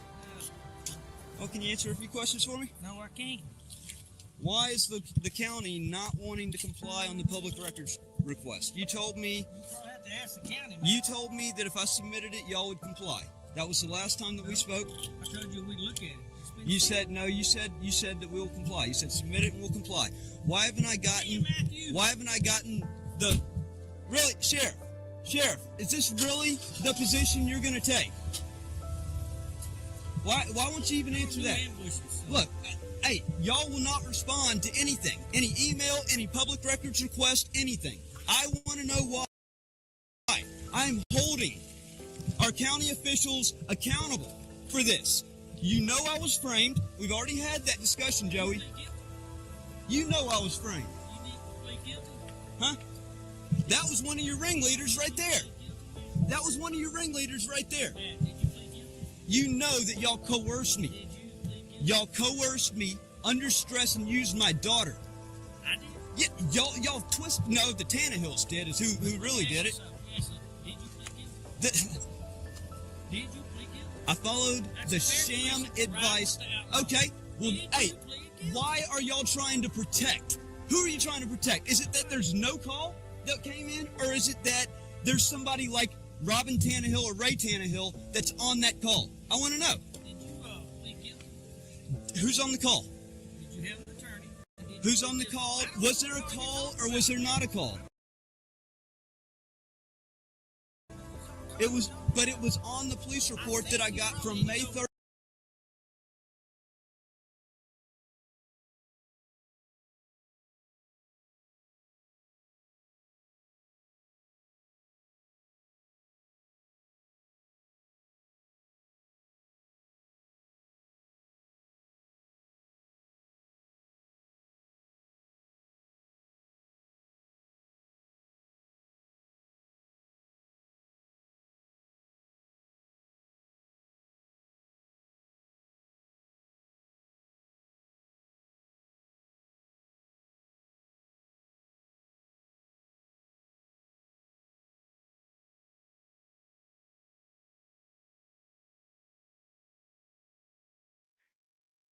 Hey, I just saw that. So I had my mic muted on StreamYards.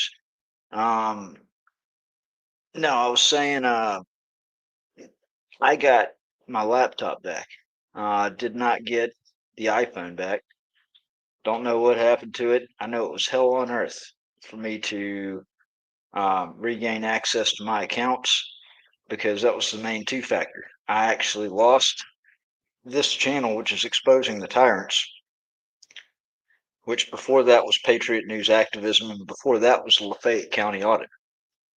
While it was Lafayette County Audit, it was on an upswing, big upswing, and that was the only way um, to my YouTube account because of T Factor. So at least I got the laptop. You know, I was definitely hampered with that, just like I'm hampered now. You know, I want to take a second to touch on what's going on with the U.S. Marshals situation. How is it that so they've seized my equipment? You know, they I'm pretty sure they broke the gimbal. I know the tripod was shattered. The 4K camera was on top of the tripod, so it's I'm sure destroyed. Because the tripod was, and I, you know, the U.S. attorney has told my attorney. I mean, my attorney has made it clear that they have to get a search warrant to go into it because I'm a journalist. I have the government's just not privy um, to my sources as a journalist, and on top of that, the whole event was live streamed. So that phone contains no evidentiary value to the government, and the U.S. attorney has already indicated they're not going to seek a search warrant on it. But yet they still have my equipment, my Samsung phone, my camera. They could have just taken the freaking SD card out of the 4K camera, but instead they want to hold on to it and keep me uh, just completely hindered as a journalist. I have the iPhone, which I had to you know, my only phone now is my iPhone. I had to fight to get that back, which the federal judge luckily um, told them to turn that over. So yeah, it's a big scandal going on. 30th. Whatever medicine you're off, I think you need to go Really? medicine or something. Really? I don't understand what you're talking about. The response of the sheriff. Plead guilty. The response of the sheriff. But you know, it's this personal to me when it comes to my rights that I took an oath to our country to uphold and defend. From everything that I've gathered, and from the way that these corrupt And by the way, actors for those are on acting, here, I'm also live on the Exposing the opinion Tyrants YouTube channel. that the Make masked sure, actor if you haven't gone over and subscribed to made it that yet, phone subscribe to it. Those May on 24th, Exposing the Tyrants. If you haven't after subscribed to following We the the People News executive yet, office subscribe there. over there. And it is my opinion that the motive of that was a backup contingency plan, which also saw major benefits to four parties in general. First party, Timmy Pruitt and the Lafayette County Sheriff's Department. This was all conjured up plan to get that problem out of their way. They have to worry about a lawsuit for an unconstitutional arrest made.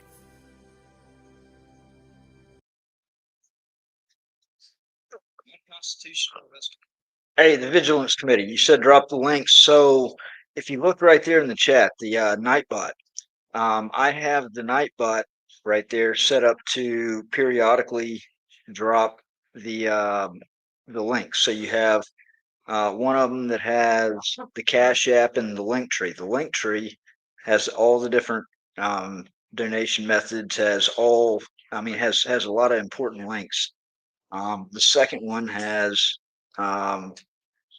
it's got my Cash App and it's got my link tree as well.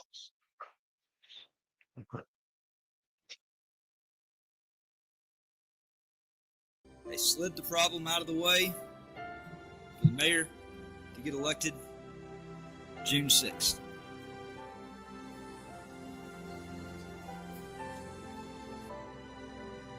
They got the problem out of the way with Frank and Marley's. Us as a community, we do need to get together and try to figure out our problem resolution here. Okay, I got you. I'll let me repost it to our society, and he's going to be a problem.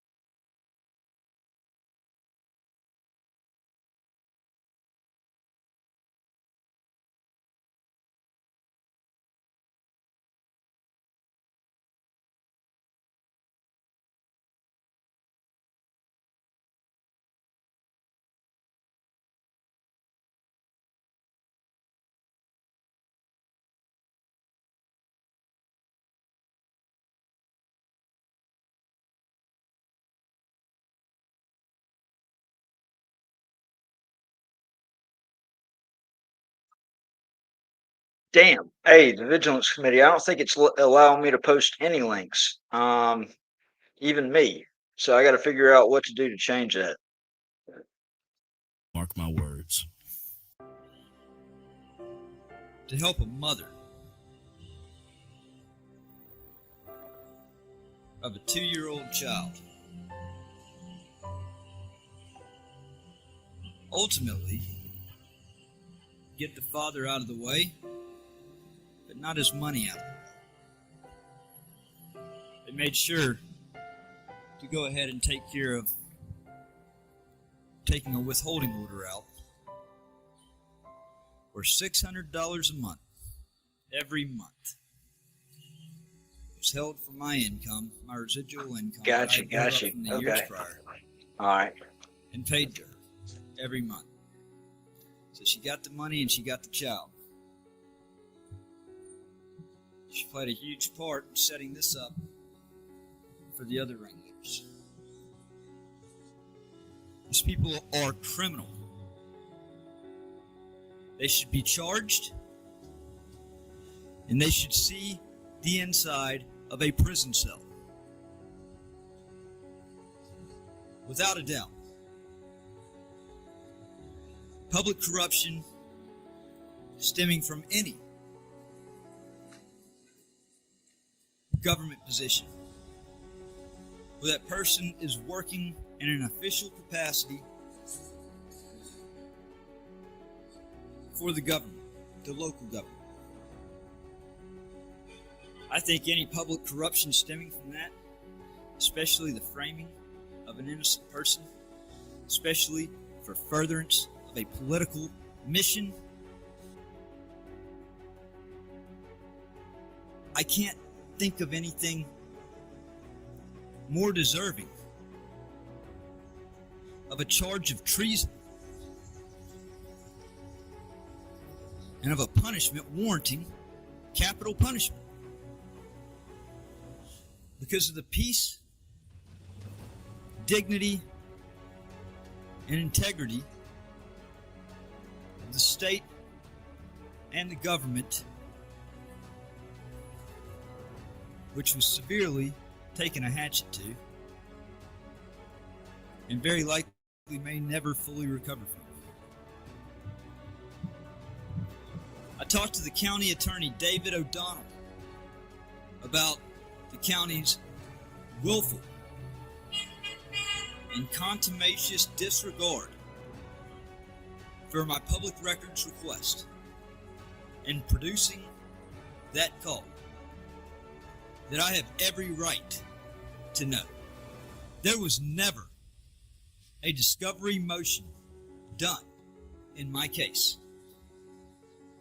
Never a discovery motion done in my case. I was never indicted. I pled out to an information-only crime. I was not afforded due process. My rights as a citizen were slaughtered. But to seriously go to every extent to frame an innocent man and cover up the evidence, to make him sign a covenant to not sue Lafayette County, the Sheriff's Department, the City of Oxford, the elected officials, its employees, by way of removing their liability. And I'd like to see them argue that. How do you argue the facts? Every single bit of what I just stated were the facts. Quid pro quo. Everybody wins. This one loses everything.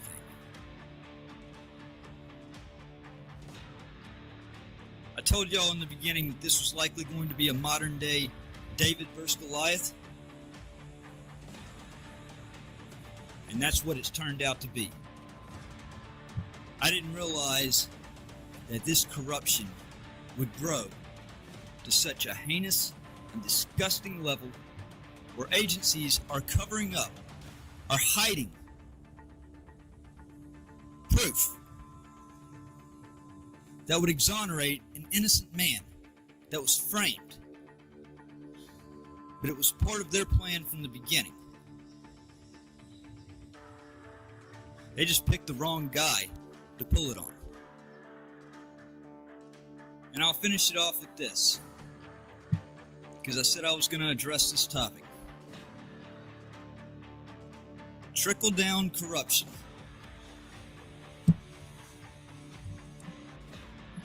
It's an existential issue. Because with trickle-down corruption, see, everybody has somebody a step up. A ringleader, you could call it. That ultimately is pulling the puppet strings. This city, this county are being torn right down the middle in a moral dilemma because they're having to choose between upholding and defending the Constitution, abiding by the oath that they took, or adhering to the rules of their supervisors. Unconstitutional, lawless rules that are passed that unfortunately these officers are having to choose between good and evil. If they don't follow the demands set by their supervisors, by their higher-ups, they face punishment, losing their job, suspension. So trickle-down corruption, it's a problem that needs to be stomped out, or else it's going to be the downfall of our society, I'm telling you.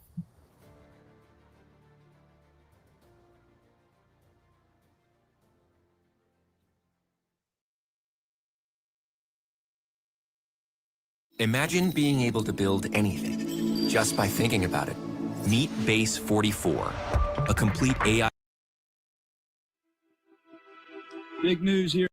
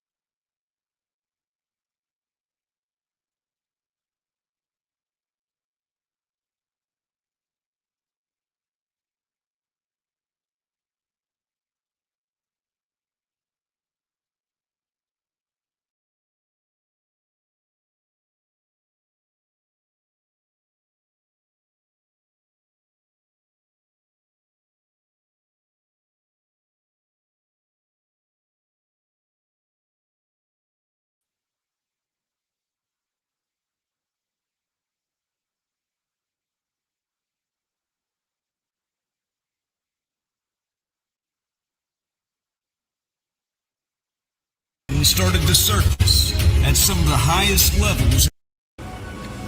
It's been an eventful day today. There are a bunch of college-age kids over on the south side, right in front of the Confederate statue, holding signs wanting to take the statue down. But not one of them could give a reason as to why. When I first got out here, they were standing right next to City Hall on the steps or whatever. They were actually the first group that I walked up to. As an independent journalist today, of course, it's not hard to know what side of the fence I stand on when it comes to the state flag.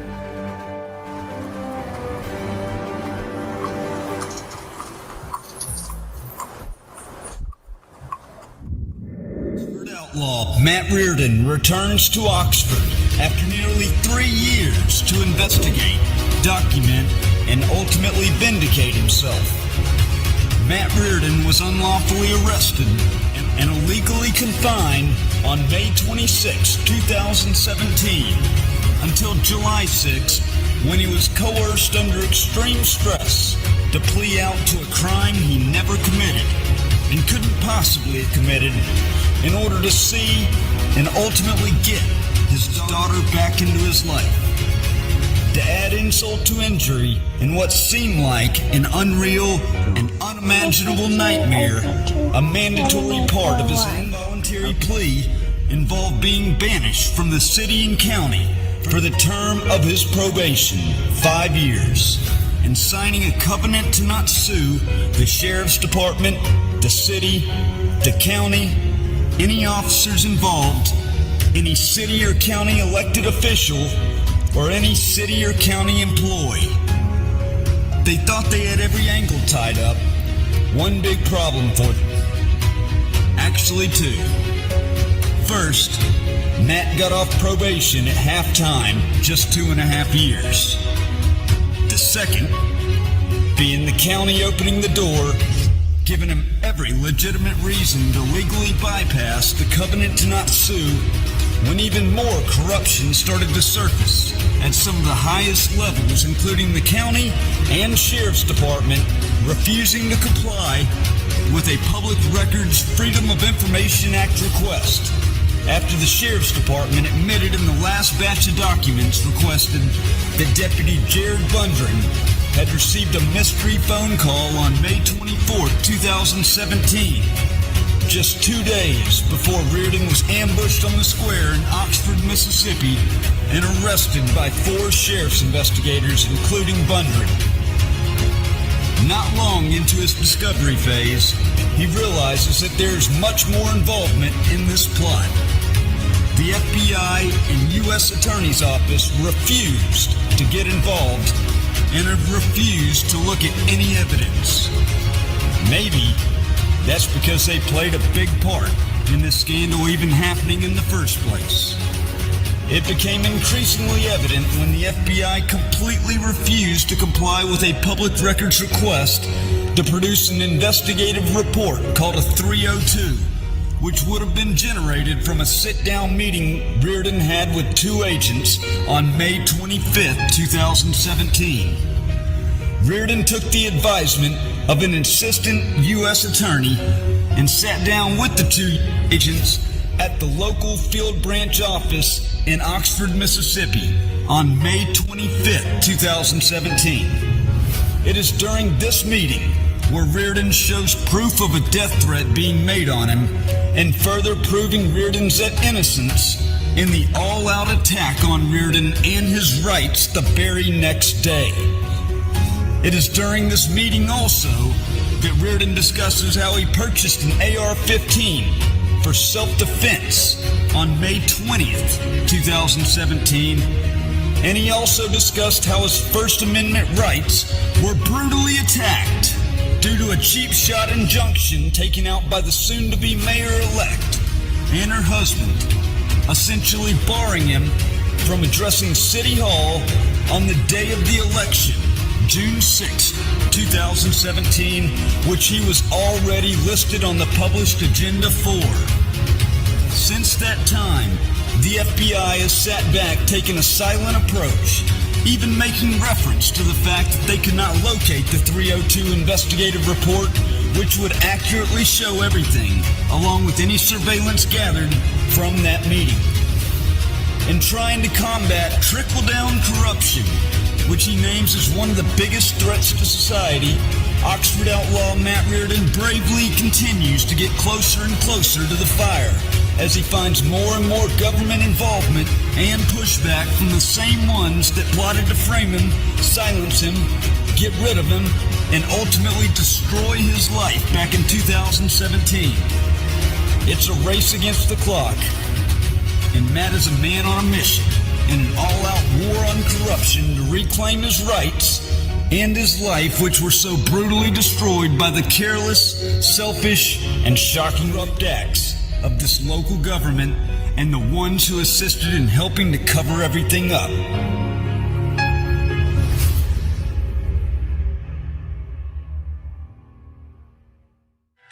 In new news, American Airlines employees are now allowed to wear Black Lives Matter pins. How does that sit with you? A society is taking a hard left turn. You've got Goodyear that will not let employees wear Make America Great Again hats because, of course, President Donald Trump branded Make America Great Again, MAGA. But what is wrong with the saying, Make America Great Again? As such, with seemingly everything, a hypocritical standard. You've got companies that ban products such as Make America Great Again hats, while you've got companies that are allowing and possibly even promoting the wearing of leftist propaganda such as Black Lives Matter. What's next? It's the next question we have to ask ourselves. There's $1 million question. What's next? Who's next? Political correctness that became a highlight issue with the media and, of course, continuously echoed by Obama. All of a sudden, it was a priority to be politically correct. Well, it became such a priority several years back during the Obama era to be politically correct. I decided I was going to take a hard turn. And anti-political correctness was the agenda. I don't sugarcoat things. Firm believer, if you don't like what I say, turn the channel. But if you do like what I say, please share it. What good does it do to keep it suppressed like the fake news media, like the Oxford Eagle? Horrible. The Daily Mississippian? Horrible. Like the Local Voice? Horrible. WREG, WMC, WTVA. Horrible, horrible, horrible. No matter what, you see all the dumb shit that they put on the news every day. I mean, just some of the stupidest things that catch the attention of the news. But, alright. My name is Matt Reardon. I am the Oxford Outlaw. You ever get that feeling? You feel like impending doom has been casted upon you. I had that feeling just a few days ago. Reached out to a friend of mine, whom, by the way, is an attorney. Unfortunately, not the type of attorney that can help me out with my case as shown on Riding with the Outlaw. I knew what all risk I was undertaking when I decided it was time, beyond time actually, to come out with my story and even producing all the evidence to corroborate everything that I had said. In fact, I never realized all the additional corruption and evidence I'd find just over the last 3 months, but I'll tell you, it's astonishing. So I asked my friend if he could check Delta Computer Systems for me, because I just had a hunch. Keep in mind, after 18 to 19 police reports being filed over a period of 5 years. from my ex, Phyllis Crowder, Lizzie Crowder. Then it was Liz Crowder. Now it might be Lizzie Kester. It was once Lizzie Miller and Lizzie Hartline. Sure didn't do a good job finding out everything I needed to know. To know that this girl would stop at nothing to flip my life upside down. She used me to get a kid. No sooner than she got her kid, it has just been rotten to the core, on a mission to inflict as much hurt and as much untrustworthiness. And she played a crucial role in what happened to me back in 2017. See, her attorney for the original child custody matter was none other than Ray Tannehill. For those that have been following along, you know that Ray is the husband of Oxford Mayor, as I've said several times, the illegitimate 36th mayor of Oxford, Robin Tannehill. Ray and I have gone back, we've gone back for quite some time, clashing. In fact, 2017 would be the third time that him and I had a dealing with each other directly.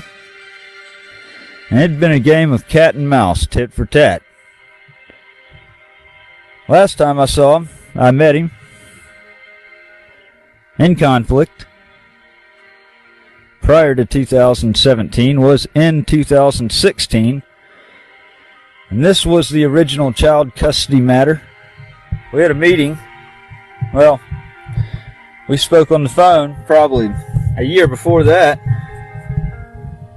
I went to him for some advice. Turned around, acted very unprofessional to me. Not as an attorney should act. If you look at the injunction they took out representing his wife, that they took out against me on May 22nd, 2017. You can see in the wording that he is not exactly a by-the-book type of guy. Most of the reasons that request on the injunctive relief were for constitutionally protected activity. In fact, there were even things said on the sworn affidavit that actually go to prove that my civil rights were indeed violated May 1st, and mentioning that on May 1st I was arrested standing on county property holding the state flag of Mississippi. Whether or not Ray and Robin know, through those sworn statements, they indeed strengthened my case and added more credibility to everything that I've been saying. So I would like to thank our illegitimate 36th mayor of Robin Tannehill and Ray for providing those sworn affidavits. Tell me how that broke any kind of law. I can tell you once again, the county grossly violated the civil rights of a Marine Corps veteran who actually wrote a blank check to our government exactly 10 years prior for an amount up to his life to uphold and defend our Constitution. And I can't think of a better reason that I had to stand out there. But I've got all the police reports, 19 police reports filed by Crowder over 5 years. None of them were proven to be true, legit, because all of them were ridiculous, cooked up lies to try to build a paper trail. And I would have known absolutely nothing about these had I not have had that hunch to do a public records request to get them. Most of them trying to claim that I was actually stalking her with a drone from a long distance. And while I did have a drone that was capable of flying 3 miles away, that's in prime conditions, meaning no trees, just no obstructions. Around here, you might, on that drone, you might get 1.5 miles, maybe. Fact is, there was absolutely no way I could have been flying a drone anywhere around. Never was even in the area. I actually abided by their bullshit banishment order that barred me from entering Lafayette County and Oxford for the term of my supervised probation, which was 5 years. Big problem. Oops. Gets off of probation in half time, 2.5 years, back in February.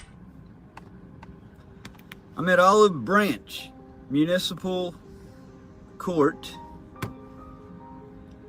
This has been a long-awaited process, a long-awaited trial right here. The first of many, getting to the bottom of this shit that's been just dumped in my lap. My ex, the mother of my 6-year-old child,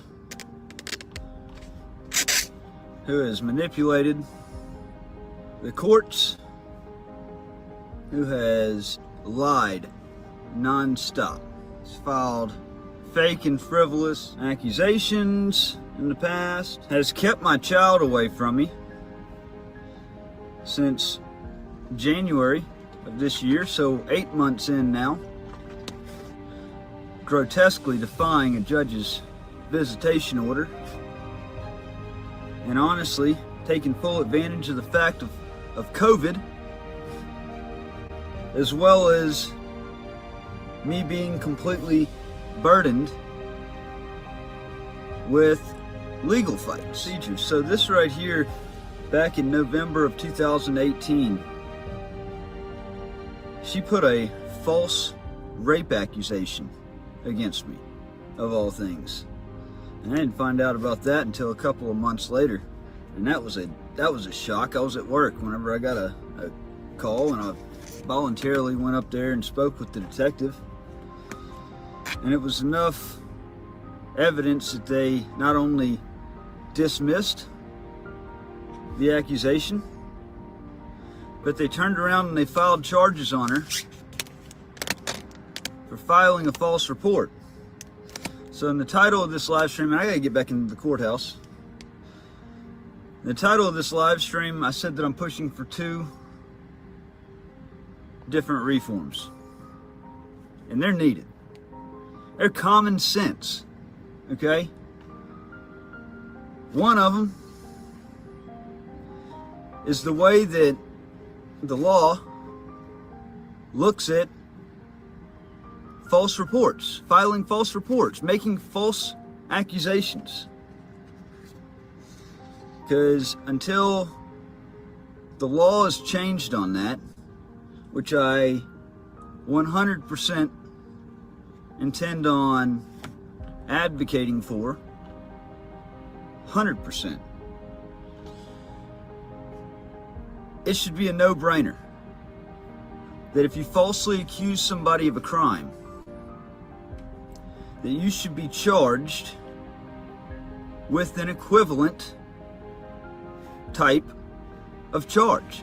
Meaning, if you accuse somebody of a crime that is a felony, accuse somebody of a crime that they could potentially go to jail for the rest of their life, prison, that it could literally destroy their lives on an accusation. Well, I think that it should be common sense that if it's proven that that person made a false report, filed false charges, it should be common sense that that person be charged with a felony. To charge somebody with a misdemeanor for making a false report, a false accusation, it's not fitting. It's far from fitting. It's far from fair. Because had I had been in Oxford and this all had gone down, as I've said from the beginning, would have immediately judged me guilty.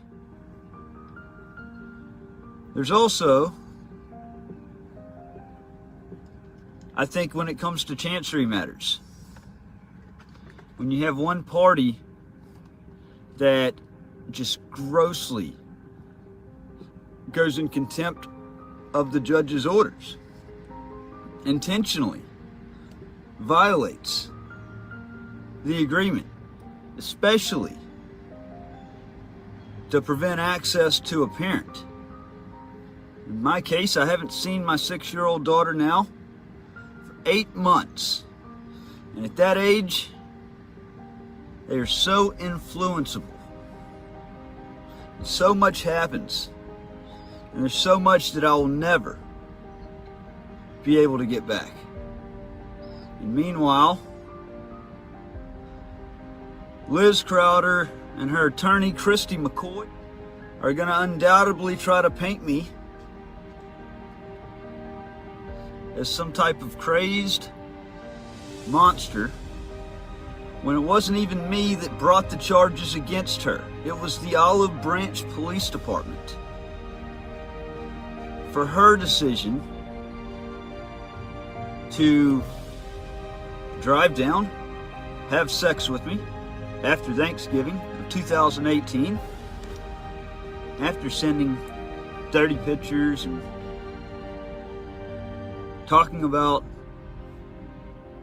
everything that she did, to then take my child on, it was my visitation weekend when I had her, take my child out of my house while I'm asleep,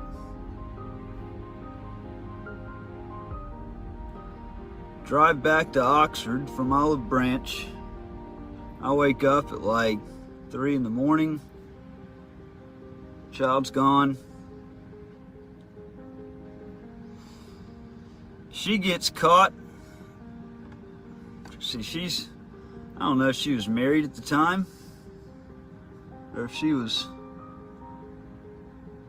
just with the guy.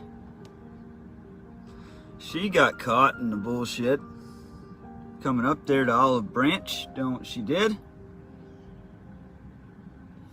And she drove back up to Olive Branch 5 days later, goes to the hospital and cries foul with false rape accusation.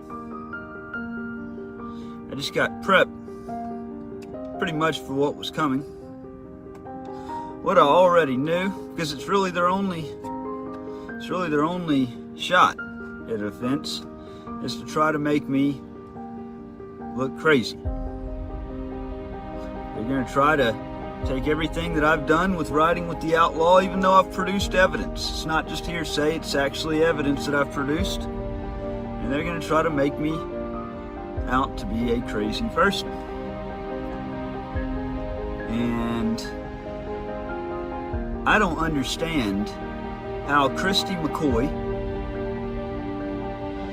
is a victim advocate attorney, gets state funding from the state of Mississippi to defend victims. Yet she's representing somebody that's creating victims through her lies. If they would have been successful with this, there's a great preponderance that I would have been shanked over the disgusting, heinous, hideous accusations that her client has made over the last few years. trying to get me permanently out of the life of my child. But she's keeping my money, $600 a month. They got a withholding order on that back when all the bullshit happened back in 2017. So yeah, I'm angry. Because no matter how this goes today, justice is not going to prevail. Justice will not be served. No matter what way it goes today, undoubtedly, I'm going to leave the courtroom mad, feeling like what should have happened what should have happened didn't happen, because there's no way that it can, so long as it's looked at as a misdemeanor and not a felony. You cannot get away with accusing somebody of a felonious crime and expect that a slap on the wrist misdemeanor is going to deter future similar occurrences.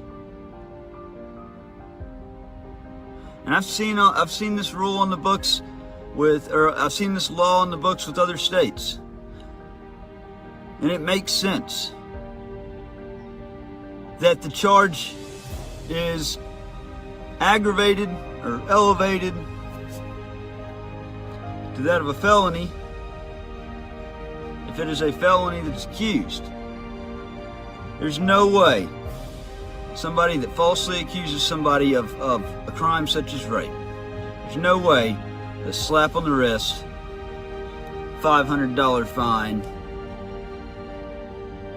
have a nice day is going to fix that. But what will? I get a guilty verdict today out of this courtroom, I can assure you, I'm going to do everything in my power to bringing civil causes, defamation, slander, abusive process. Those are 3 good civil charges to rack up on her. Matt Reardon, Oxford Outlaw. I gotta get in the courtroom. See ya. I'm in DeSoto County today, Olive Branch. Came down here for the trial of Liz Crowder. She was charged by Olive Branch Police Department for making a false report, or alleging falsely reporting a crime when in November, I think November 29th, 2018, she falsely accused me of raping her in once again, an extended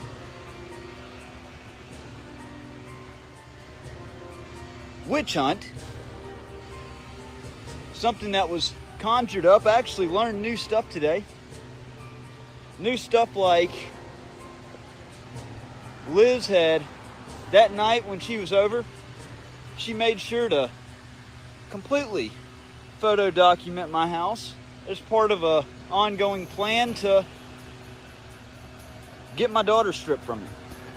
The prosecutor actually said, asked me that. He was like, "Did you know that she had taken photos galore of your house before she left that night?"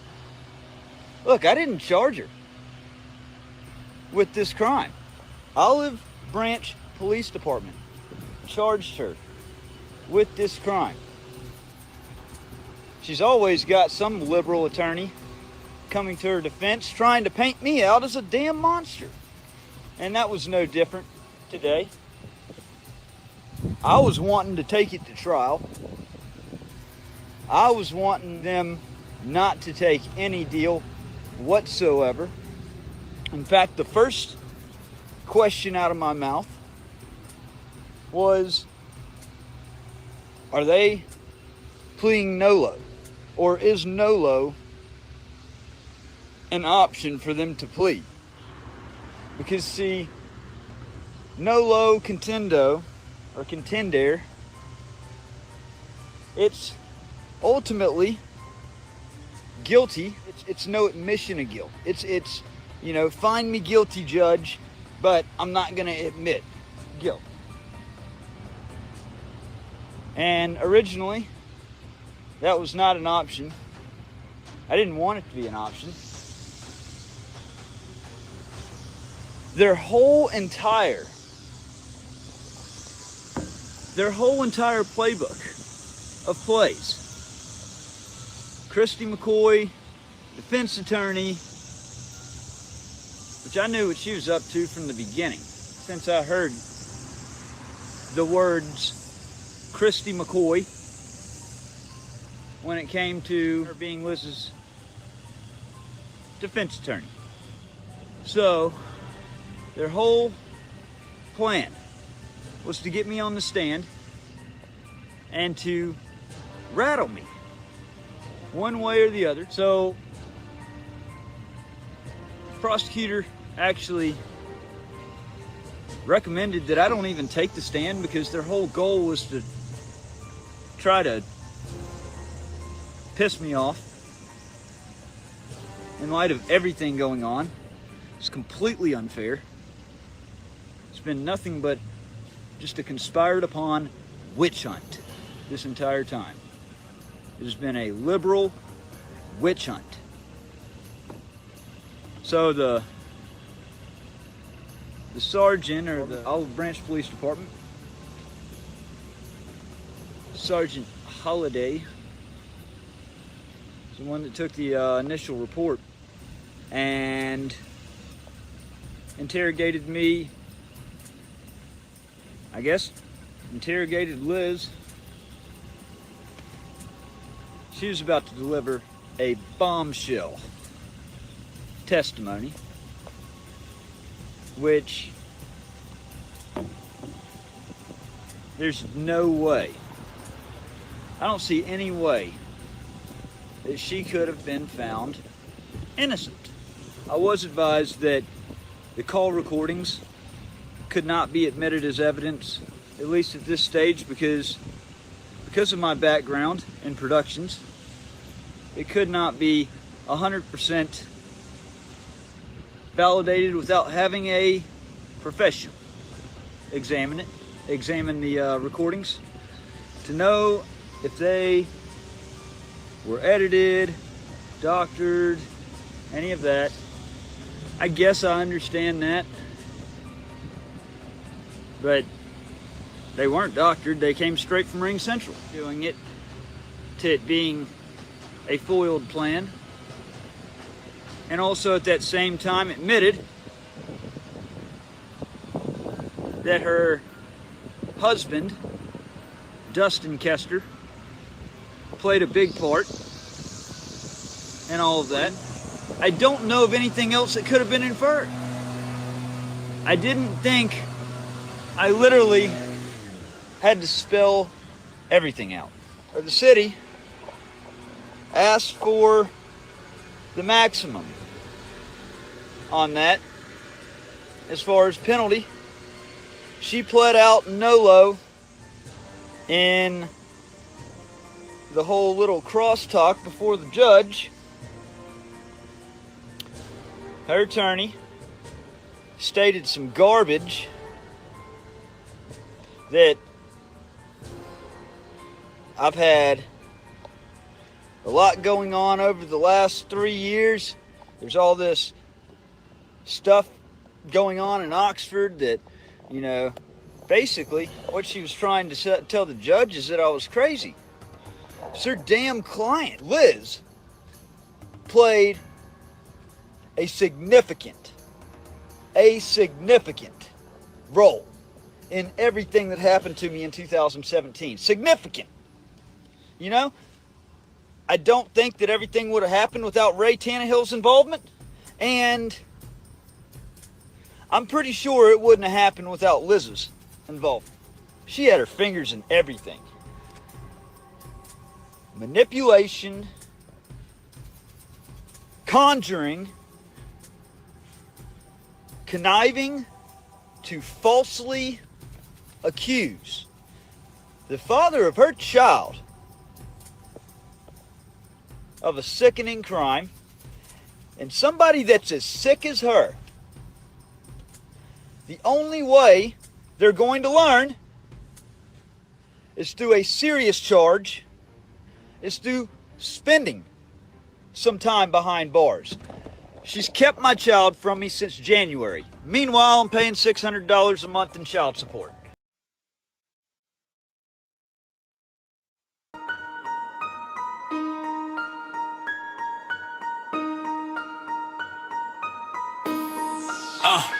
Christy McCoy playing games in disguise, talking about justice but you back in the lies. System on your side but the people see through every bar that I drop. Got a spotlight on you. You was holding that title like a badge of pride. Victim's advocate name but the truth got denied. Courtroom politics, strings get pulled. Meanwhile real pain out here getting ignored.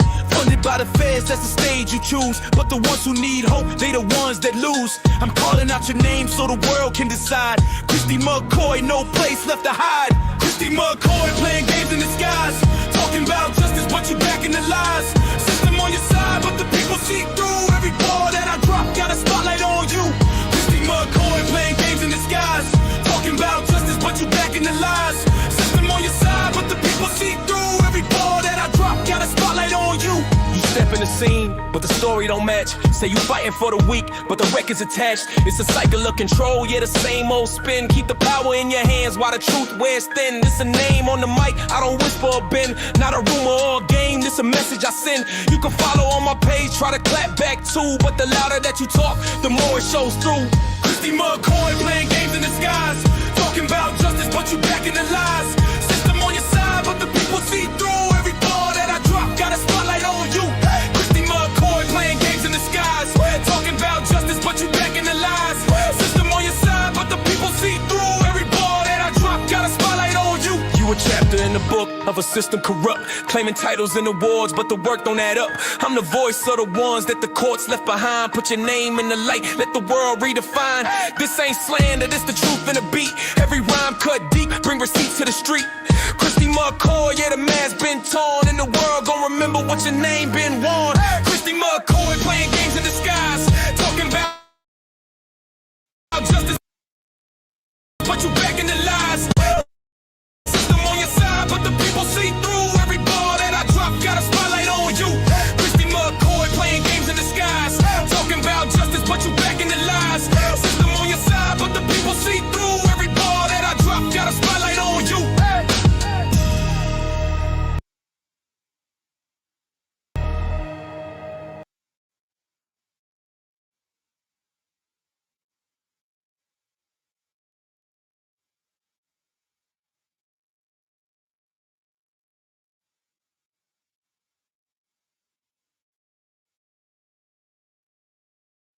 Operation Silence the Press. So you're turning in live for National Fuck the U.S. Marshals Day. We the People News. Kidnapped quick, no warrant, no case. Camera smashed out, tripod in my face. First Amendment written, they erased, but the court said Cohen already placed. Hey! Operation Silence the Press, they plotted, they guessed, but the truth don't rest. It beats in my chest, from Cohen and Cali to Lafayette stress. Rights don't vanish cause the marshals press. Broke my gear, try to kill my breath. Shackle me cold, start me near death, but the voice survives and I stand confessed. I expose what they fear. Silence the press. August 25th, courthouse stone. Sign in my hands, I stood alone. Words from the past, Cohen's tone. Fuck the marshals, carved in bone. Hated news and badge with a snarl. Threatened my cam, said seize it all. I stepped back slow, obeyed the call. Then he lung slam hard, I fall. Tripod cracked, my gimbal broke. Camera crushed and the government choked. First Amendment, bled in the smoke, but the record stands. I spoke.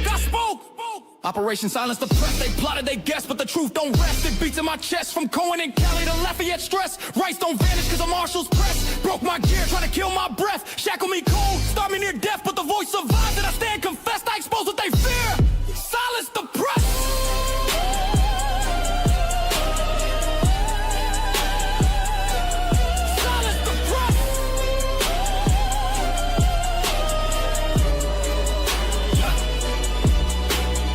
Dragged to a cell, chest punched tight, couldn't breathe deep, heart raced all night, knock his arm back just to fight for air. Now he screams assault while I'm gasping there. I take slow, no sirens near, paramedics mock, no mercy here. Hospital cold, the truth unclear, delay in the jail, they dared, they jeered. Pastor Olivier, cuff cut bone. I asked what's the charge, he had none shown, just a hole for the feds, my rights dethroned. That's kidnapping law in a danger zone. 40 pages black, lies in disguise. I for yeah, hit the scheme, but the scars don't lie. Laugh all you want, but the tape don't die. Operation failed, truth multiplies. Jailhouse freezing, blanket torn, no food served, constitution scorned, wrist bones twisted, pain reborn, but the fight lit brighter in the darkest storm. This ain't 30 days, this is principle strong. 54 years, the court said wrong. One man's lyric, another man's song, and I spit that truth in a world gone wrong. Cross state plots, they stitch and weave. Oxford to Galveston, tricks deceive, but you can't erase what the people believe. The first don't fade when the liars grieve. Operation Silence the Press, they plotted, they guessed, but the truth don't rest. It beats in my chest, from Cohen and Cali to Lafayette stress. Rights don't vanish cause the marshal's press. Broke my gear, tried to kill my breath. Shackled me cold, starved me near death, but the voice survives and I stand confessed. I expose what they fear. Silence the press. Operation Silence the Press.